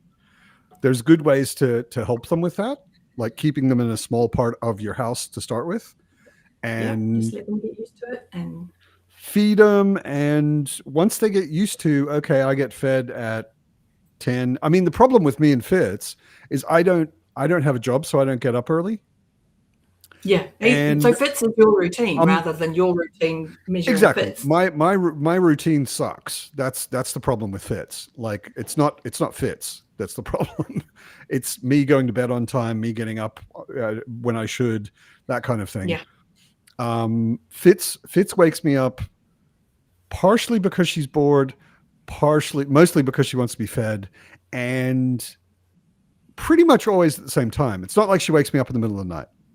So interrupted sleep is not what I would call it. It's like she's my walking 14-pound fuzzy alarm clock, right? She wakes me up when I should get up. A cat is the best thing ever because the cat will not let you fester in bed.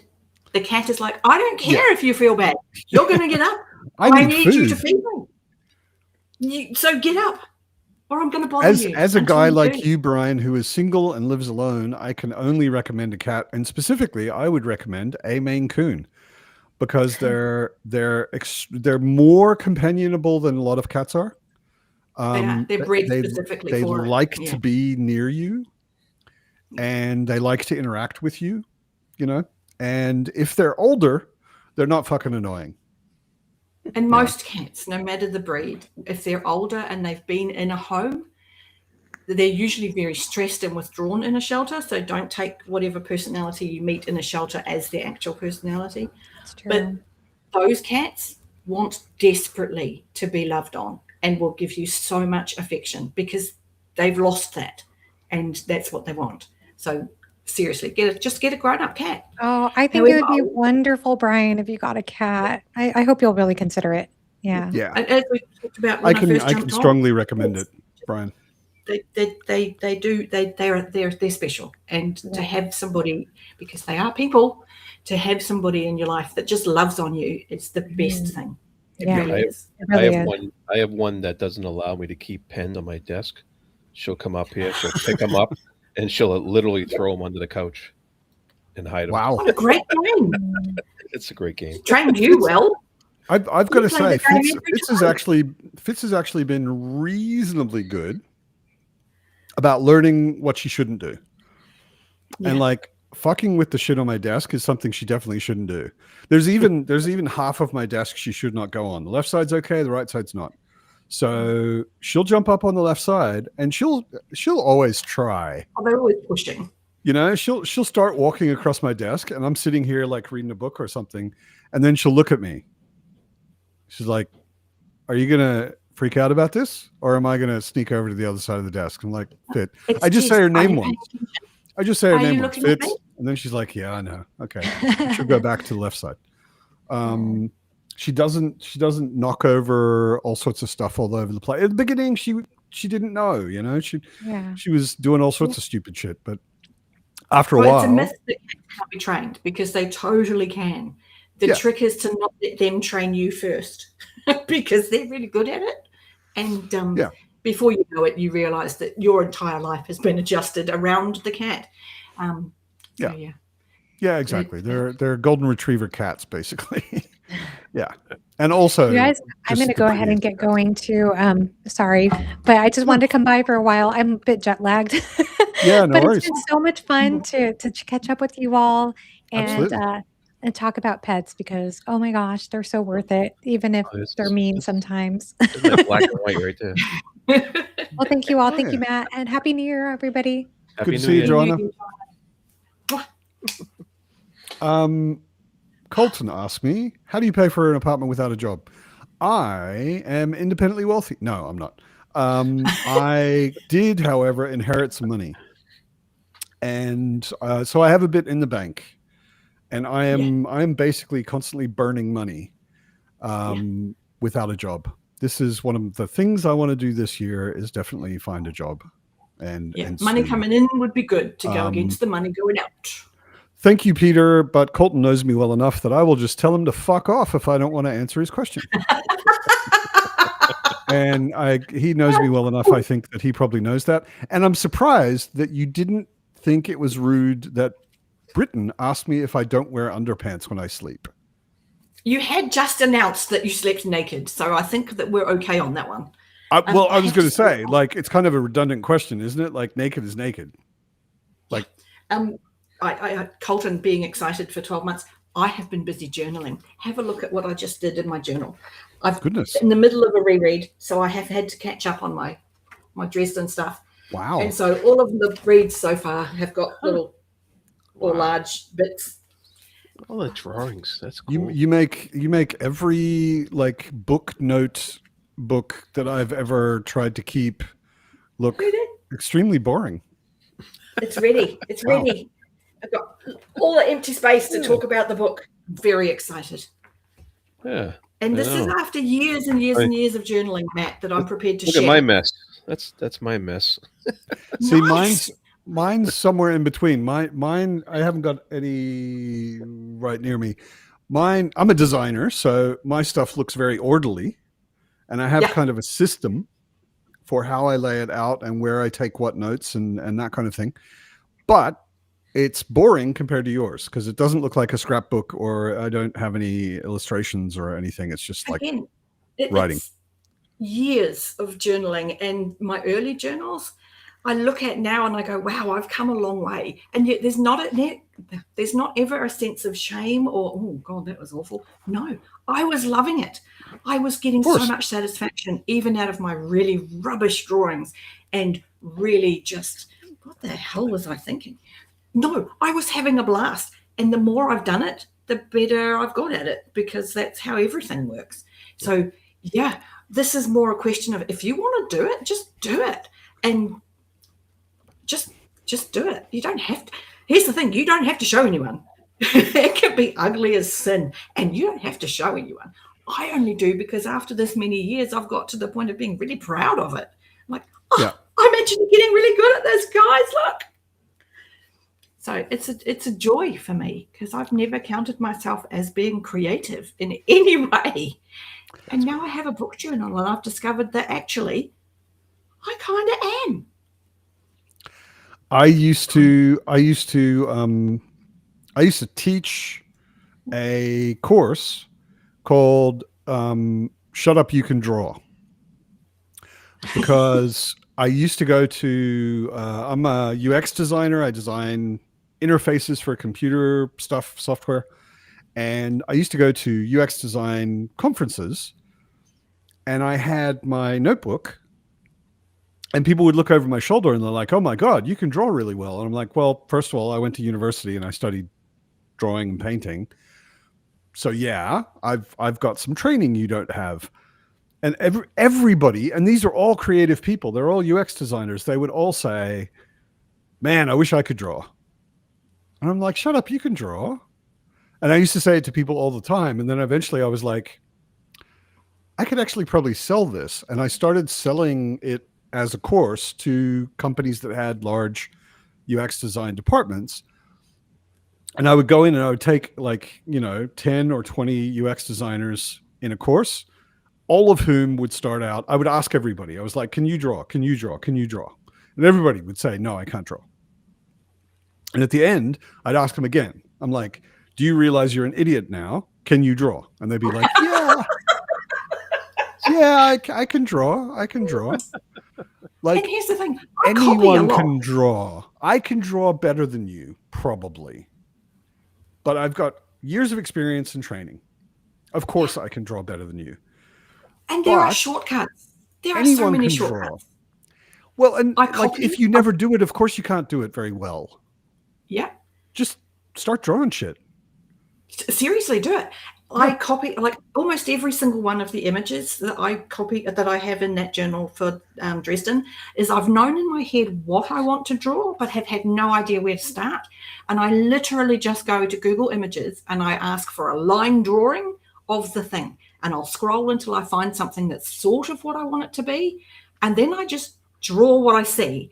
I will copy what I see and then look at it. Or even print it out and trace it. Well, I could, but the act of just kind of copying and then going, oh, okay. And then you just sit there with an eraser and you just go, and you just tweak it and then you change it and you're like, oh, okay, no, that looks like how I want it to look now. So, you know, I'm not after the hardest part of drawing for people who haven't drawn is that they've seen people who can draw and they compare.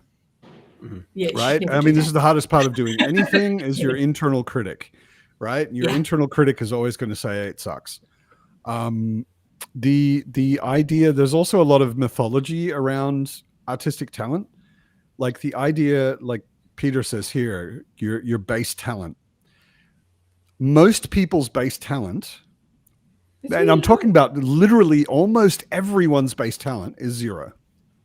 Yeah. Right. Most people have 0 base talent. Some people are, I don't even know if I'd call it base talent, but I grew up as sort of a artistic prodigy. I had a painting exhibition when I was 14. I used to do lots of drawing, lots of painting, all of that sort of stuff from when I was very small. But I don't even know if I had anything I would call base talent. I think I just drew and was encouraged to draw a lot when I was a kid because my mother was pretty good at it. And I just did it a lot. And I'll tell you, whatever base talent I had, I haven't done it very much for years and I suck at it now. Right? So base talent isn't what does it. The only thing that does it is practice. Yeah. That's what makes you good at it. And letting yourself suck. Well, that's the hard part. You have to not judge stuff, right? You have to, first of all, you have to enjoy it for doing it. Like when I do get into drawing or painting or doing something like that, it's almost like meditation. I get so focused on it, hours can go by. And maybe at the end of those hours, first of all, I've had a really good time. I've enjoyed myself. I've been very, very focused and I've gotten into a flow state, maybe if I'm lucky. And at the end, I might look at it and go, actually, it's not very good. But I had a really good time making it and I made something, which is a thing in and of itself. And the more you do it, the better you get at it, like anything. But there's this mythology around it that you need talent. And it's such bullshit. It's complete bullshit. I know so many people who, when I met them, would say they couldn't draw and then they started drawing.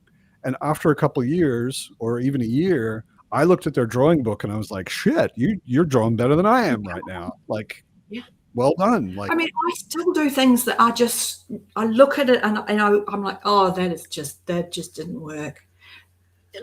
2 days ago, I sacrificed 6 pages in my journal because the thing I had created just did not work. It did not look good. It wasn't. I literally just went, you know what? I learned a thing and then glued the pages together so I don't have to look at it.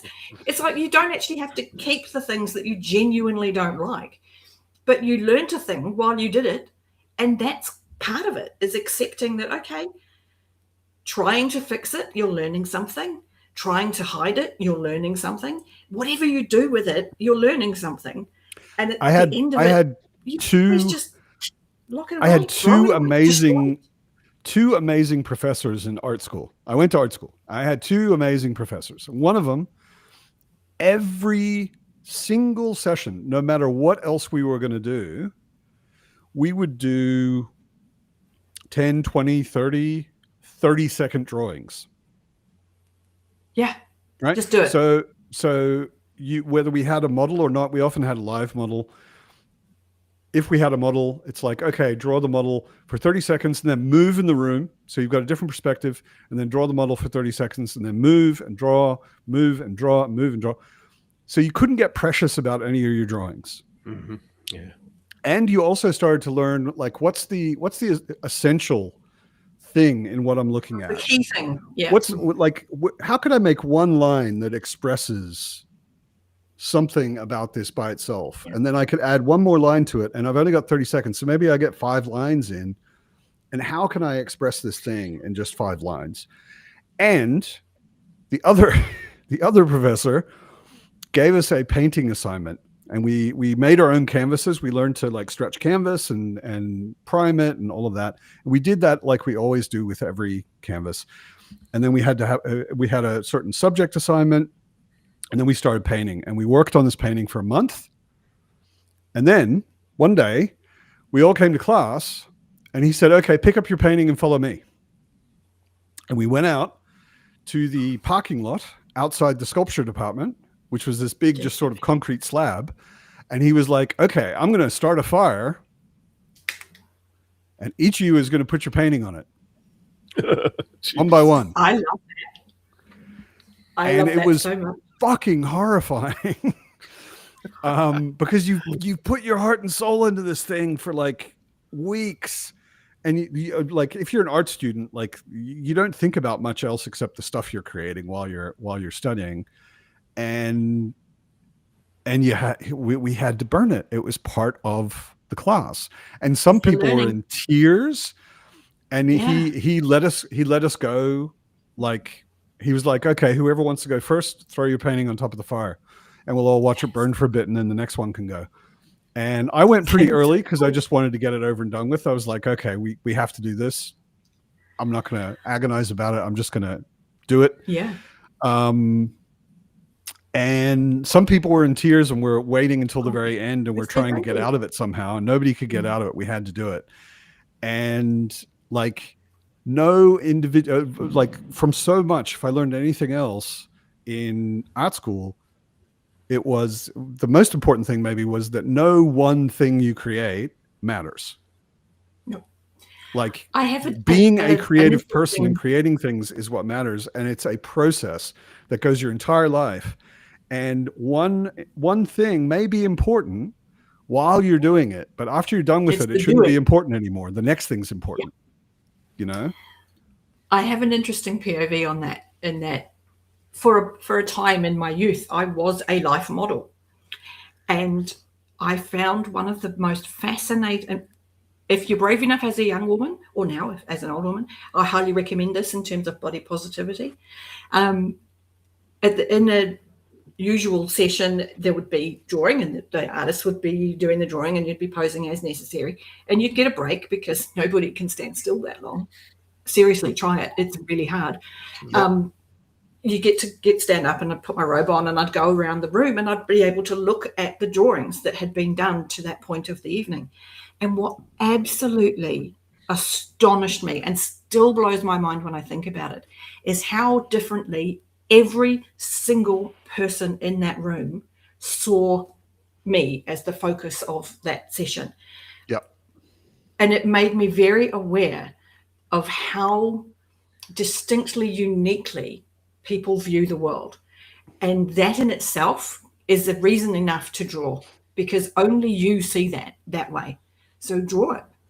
And the level of skill almost didn't ever enter into it. It's an expression. It's what am I seeing? And I would see some of the most extraordinary drawings where it was just sort of a few lines that sort of suggested a person, or it would be a really in-depth drawing of my knee. And I'd be like, okay. Knees are really fucking hard to draw. Picture of my knee. And it was an insight into people, just in general, that I think gave me a lot of understanding as a young woman as to how the world looked at the world. On the other side of that, as someone who sat in drawing classes every day for multiple years, and every day we had a model nude, and every day it was a different person. Yeah. What that taught me really early is, first of all, nobody, no matter how they're built, is Hollywood beautiful when they're naked. No. Like They're just not. the way a hot person looks in a Hollywood movie is because of lighting and clothing and posing Angle, and all of these sorts suggestion. of things. Everybody, when they're sitting on a chair naked, just looks like a person, right? Yeah. And you also Yep, you also eyes start bend over the detaching. chair. You know, Yeah, I mean, very everybody's well. got folds in certain places, and a bit of flesh here and there, whatever. And nobody's symmetrical, and people have got a bit of this and a bit of that, That's and maybe incredible. a lot of that, and less of this, and whatever. And we had everything. Like, we had homeless guys Yep. as models because they needed some money. We had really hot looking art student girls. We had mothers who maybe wanted a bit of extra money or whatever. I mean, we had like a wide variety of sizes and builds and colors and everything. Like, every kind of person you can imagine sat for us at some point. And you get to the point where you're just like, people are shapes.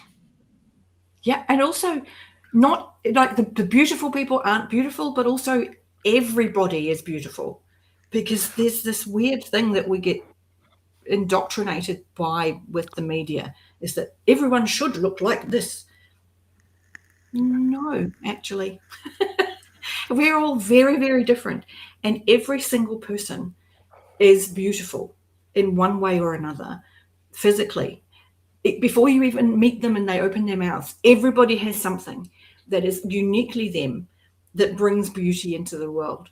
And which is, again, one of the things that I said, if you have the courage to go and life model, because it's incredibly self-affirming, because things that you hate about yourself, somebody in that room has gone, that part of this person, that is the thing I want to draw.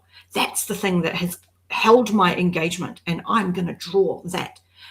And then you see that part of yourself through somebody else's eyes, and you're like, I didn't know that was beautiful. Okay. It just changes the way you view yourself, the way you view the world. And it was a very enlightening period for me, being a life model. Although the funniest was the first time, or rather, the funniest was the time I was in a class of first-time students that had never had a life model before. That was glorious. Matt, you'll know, art students often have a bench that they will straddle with the easel on the front. And I was sat posed, and I just called over the tutor, and I said, can you come here? And I can hear the tutor walking around the room. And then she goes, all right, everybody needs to drag their bench at least 2 feet backwards. They had literally circled me, this class of youngsters, so that all of their easels were touching. So I was in this enclosed actually. It was so funny. I have never forgotten it. It was so glorious. It really was. The power of a naked person. It's incredible. It also, like, from the student perspective, it also, like, if you grew up in kind of an uptight kind of way, you have to get over that shit real quick. Because like your next 4 years, you're looking at naked people 2-3 days a week, you're going to be spending a few hours staring at a naked person and inspecting them in detail, and you just get to the point where you're like, okay, who's the next naked person that's gonna turn up, and how interesting are they going to be? Thank you for the $2. I don't know if I've ever had a super chat in the pub. You can't draw people yet. Drawing people is the hardest thing to draw. You need a lot of practice. Like, we had an assignment for I think 2 months. We had to draw only hands, our own hands. Oh, hands are so hard. Like, you always have your hand with you, so you can draw it anytime you want. And we had to draw 50 drawings of a hand per week, I think it was. Oh my God. And we had to do that for 2 months. Because hands teach you everything you need to know to draw a person. The foreshortening, perspective, depth, the volume of the shape that you're drawing, the shading, complex shading. Drawing hands is so difficult but if you can master drawing a hand in any position, you can draw anything. But you need to practice it a lot. I have had an image. Colton asked me a question. Let me answer this quickly. What kind of vape is that? I assume you're asking what liquid is in there, because explaining the rest of it could take a while. But the liquid, I think this one is tiramisu, actually. I like sweet liquids, but not fruity liquids. A lot of people are really into like really sweet, like strawberry and stuff like that, and I hate that kind of stuff. I like Very creamy. confusing. People call them dessert liquids usually, like creamy, like pudding. Pudding is sort of my mainstream. Like vanilla pudding is my mainstream sort of vape. So this is a little bit coffee-ish, a little bit sweet, a little bit cinnamony maybe, and whatever. And it tastes and smells awesome. And no, it is not THC, Colton. I haven't gotten stoned in any way other than drinking since I started meditating, because they don't go together. So no judgment to anybody that does any of that. That's totally fine. But I wouldn't say just not for me. I had an image in my head for so many years because, I'm a reader. So there are scenes from books that live in my brain. And one of them was so clear for such a long time that I had to try and draw it. And a couple of years ago, I tried it, and it took me a long time. Like, it took me weeks. And this is an A5 piece of paper, and it is the thing I am the most proud of, because look what I made.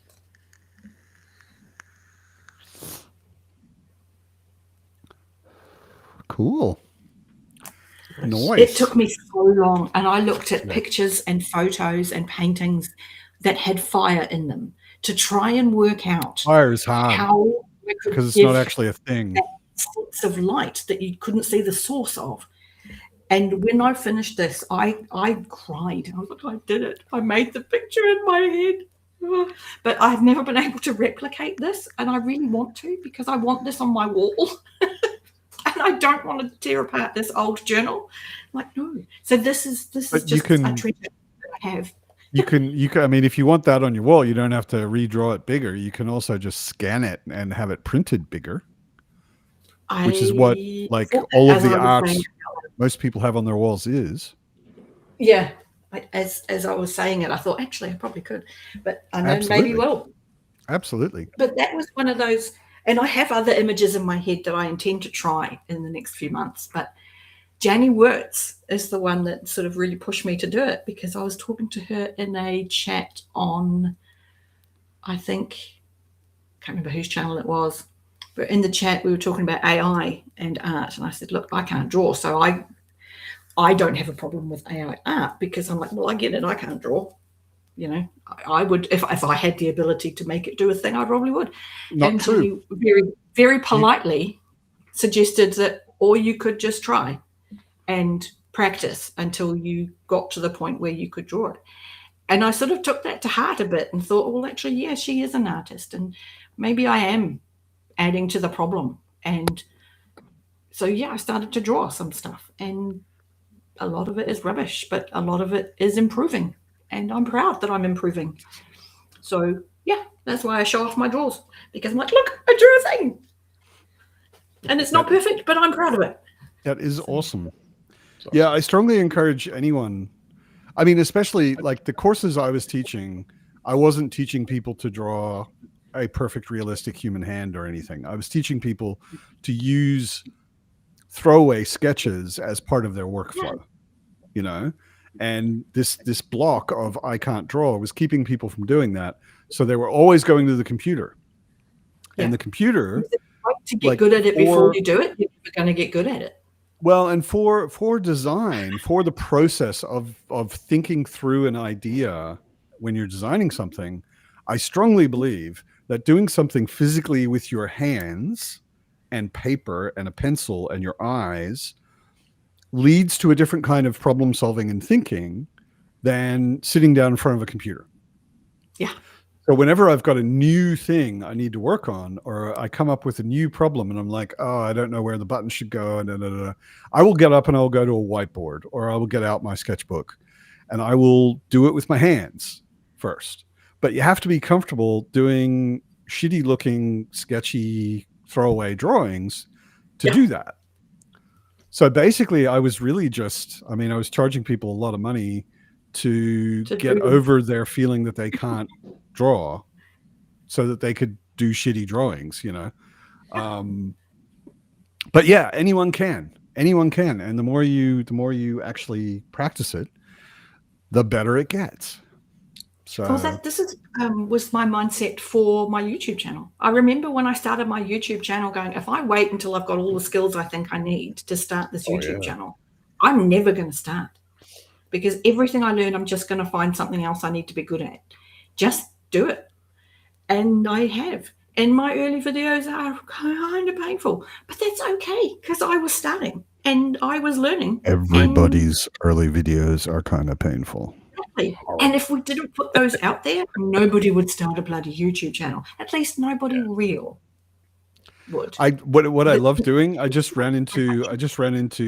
been very focused on role-playing games recently, and I've been discovering new people to look at who do videos about role-playing games and how to do certain things better and whatever.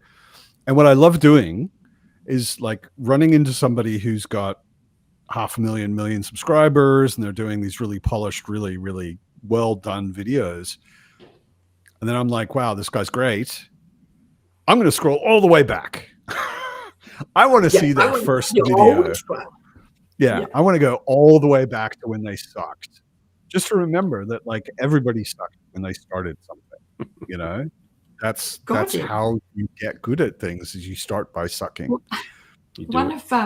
I follow a woman who does reactions to TV shows and movies, and I've been following her for years. And now she's got like 3 different channels, and she gets sponsorship deals, and she goes and does things, and like she's a reasonably big deal. She doesn't work anymore. This is her whole job. But when I first started watching her, she was literally filming these reactions in the wardrobe cupboard, because her husband worked nights. So if she was going to record in the day, she had to be somewhere that she wasn't going to wake him up. So she was literally recording in a cupboard. And I was like, to look back now, you think she's come such a long way, that she now doesn't work, and they get to go on these massive holidays, and they get to go and promote stuff. But she was just a chick who was like, I grew up in a hugely religious house and never got to see anything, so I'm totally going to watch some classics. And, we all got to watch her become suddenly aware of who actors were and who directors were. But she started in a cupboard with no makeup, with whatever her hair looked like folding laundry. There's a magic to that. This was a real person, just being a real person, and it's become something amazing. And yay, she's come a long way, and she doesn't have to work. Yay, good for her. But she was just an ordinary one of us who decided, well, get over yourself. So what if you don't look amazing? Yeah, people are going to want to see, and just do it. Nobody cares. Just do it. Nobody cares. I would say the same thing to everybody. Like, if you are at all interested in drawing, drawing isn't something that has to interest you, and it doesn't interest everybody. But if you're at all interested, just buy a sketchbook and start scribbling. Just look at your old exercise books that you maybe have 8 pages in the back of that are blank. Scribble on the back of the freaking flyer that came the other day, that you've just got a piece of paper sitting there. You don't have to buy anything. Pencils are dirt cheap. And there are also some very, like, for the, like, if you want to get into, like, what did I learn in art school?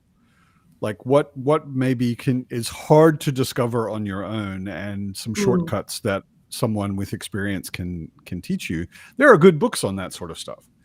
that illustrate exactly every step. Like there's a conceptual space that drawing occupies in some people's brains, and you have to learn that conceptual space.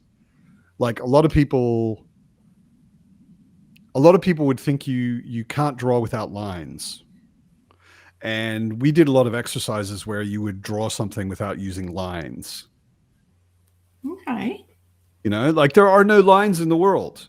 When you look around at the world, there are no lines on the edges of things. Things just have edges, right? Yeah. So the way you draw without lines is you shade. Normally, the way a lot of people draw, most people really, is you draw something and you Give outline it, and then maybe you start shading it. But you can also do it the other way around. You can define the lines by the shading. So you shade the background dark and stop in a line, but you don't draw a line, you know? Yeah. But that's something you need to learn. You know, it's generally not the way. From Robin Hood. Because that's how Fitz draws the puppy in Assassin's Apprentice. Yeah. So that's where I learned that. Speaking of Robin Hood, Zachanac mentioned Zach's sculpting got dragons. that actually very beautifully. Yeah. Okay. And if Hey, guys, I gotta hit the road. it's lovely hanging out with you, Jared, Lovely Good to hanging see out. you, Jared. Thanks for And inviting I'll me. see Back. you- This was fun. in the new year, and be Glad safe you and came. all of those. Yep. Thanks for coming. Have a good new year. You too. Bye bye now. See you later. I'm also getting to the point where I might close the pub. It's been almost Fair 3 enough. hours for me anyway. Well, I got out of bed. Yay! Yay me. Yeah, exactly. So, Nostalgic I've got young Dragons here. people Happy up New here Year. Good and to young see you. people down the drive. So there was lots of things till early. So Yeah. I've got waves and waves of fireworks going. It hasn't really taken off yet because it's not quite midnight, but the weather I've got here people. is shocking. And it's been raining and windy and stormy. A lot of New Year's event celebrations were cancelled across the country. And it was really, really foggy last night at midnight. But there were still people setting off fireworks. You couldn't see any fireworks. There's just fog. But oh my God, the echo around the valley of it was kind of impressive. The only thing I'm worried Every about animal is freaking out. this one. Yeah, she's Yeah. not a big fan of loud explosions. No, She's they're also not. not a big fan of me picking her up like this, so I'll put her down. But yeah, New Year's she gets a little jumpy, Yeah. but she'll just go hide under something for a little while and she'll be fine. Swish her She'll be tail all right. around. She knows she's It'll safe. be okay. I'm going to go and read Colton, Ghost Days. I am Ghost Days, not Ghost- reading at all lately. I've been reading basically nothing for a while, to my shame. But No. I'll get back to it. It's nothing shameful about not reading for a while Yeah, at all. You're a grown up. You're allowed. it's true. It's true. I don't have anyone who has to tell me what I should and shouldn't be doing. Goodbye, Britain. Good to see you. And not say, Enjoy "Oh, your just get-" stream. Yeah, I'm going to have something to Um, eat and start. Yeah, man. Fireworks ban is not going to happen in Germany. I'm hoping they're going to get it here. We're getting not close. even imaginable. I don't know. I personally love fireworks. I think it's very, very cool that I like them as a celebration.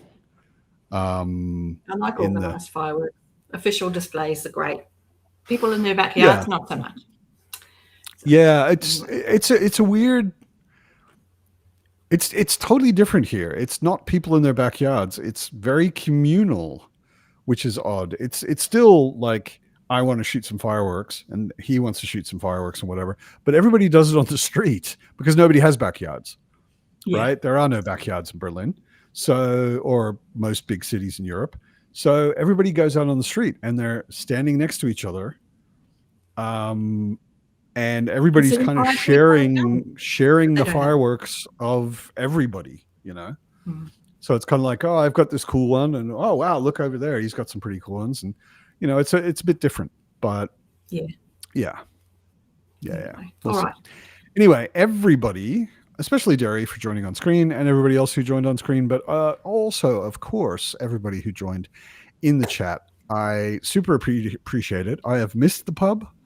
I'm glad you have missed me as well. I'm glad to be back. I'm not going to go out on a limb and promise I'm going to be doing it every Sunday starting immediately again, but I want to. More often. Yeah, more often, certainly. And this was a good occasion to get it going again. Nice to see you all. I wish you all a wonderful 2026 when it comes, depending on where you are. Derry's already in the future, but most of us, I think, aren't quite there yet. I will be there in about an hour. See you then. Okay. And I hope you all have an excellent year, and see you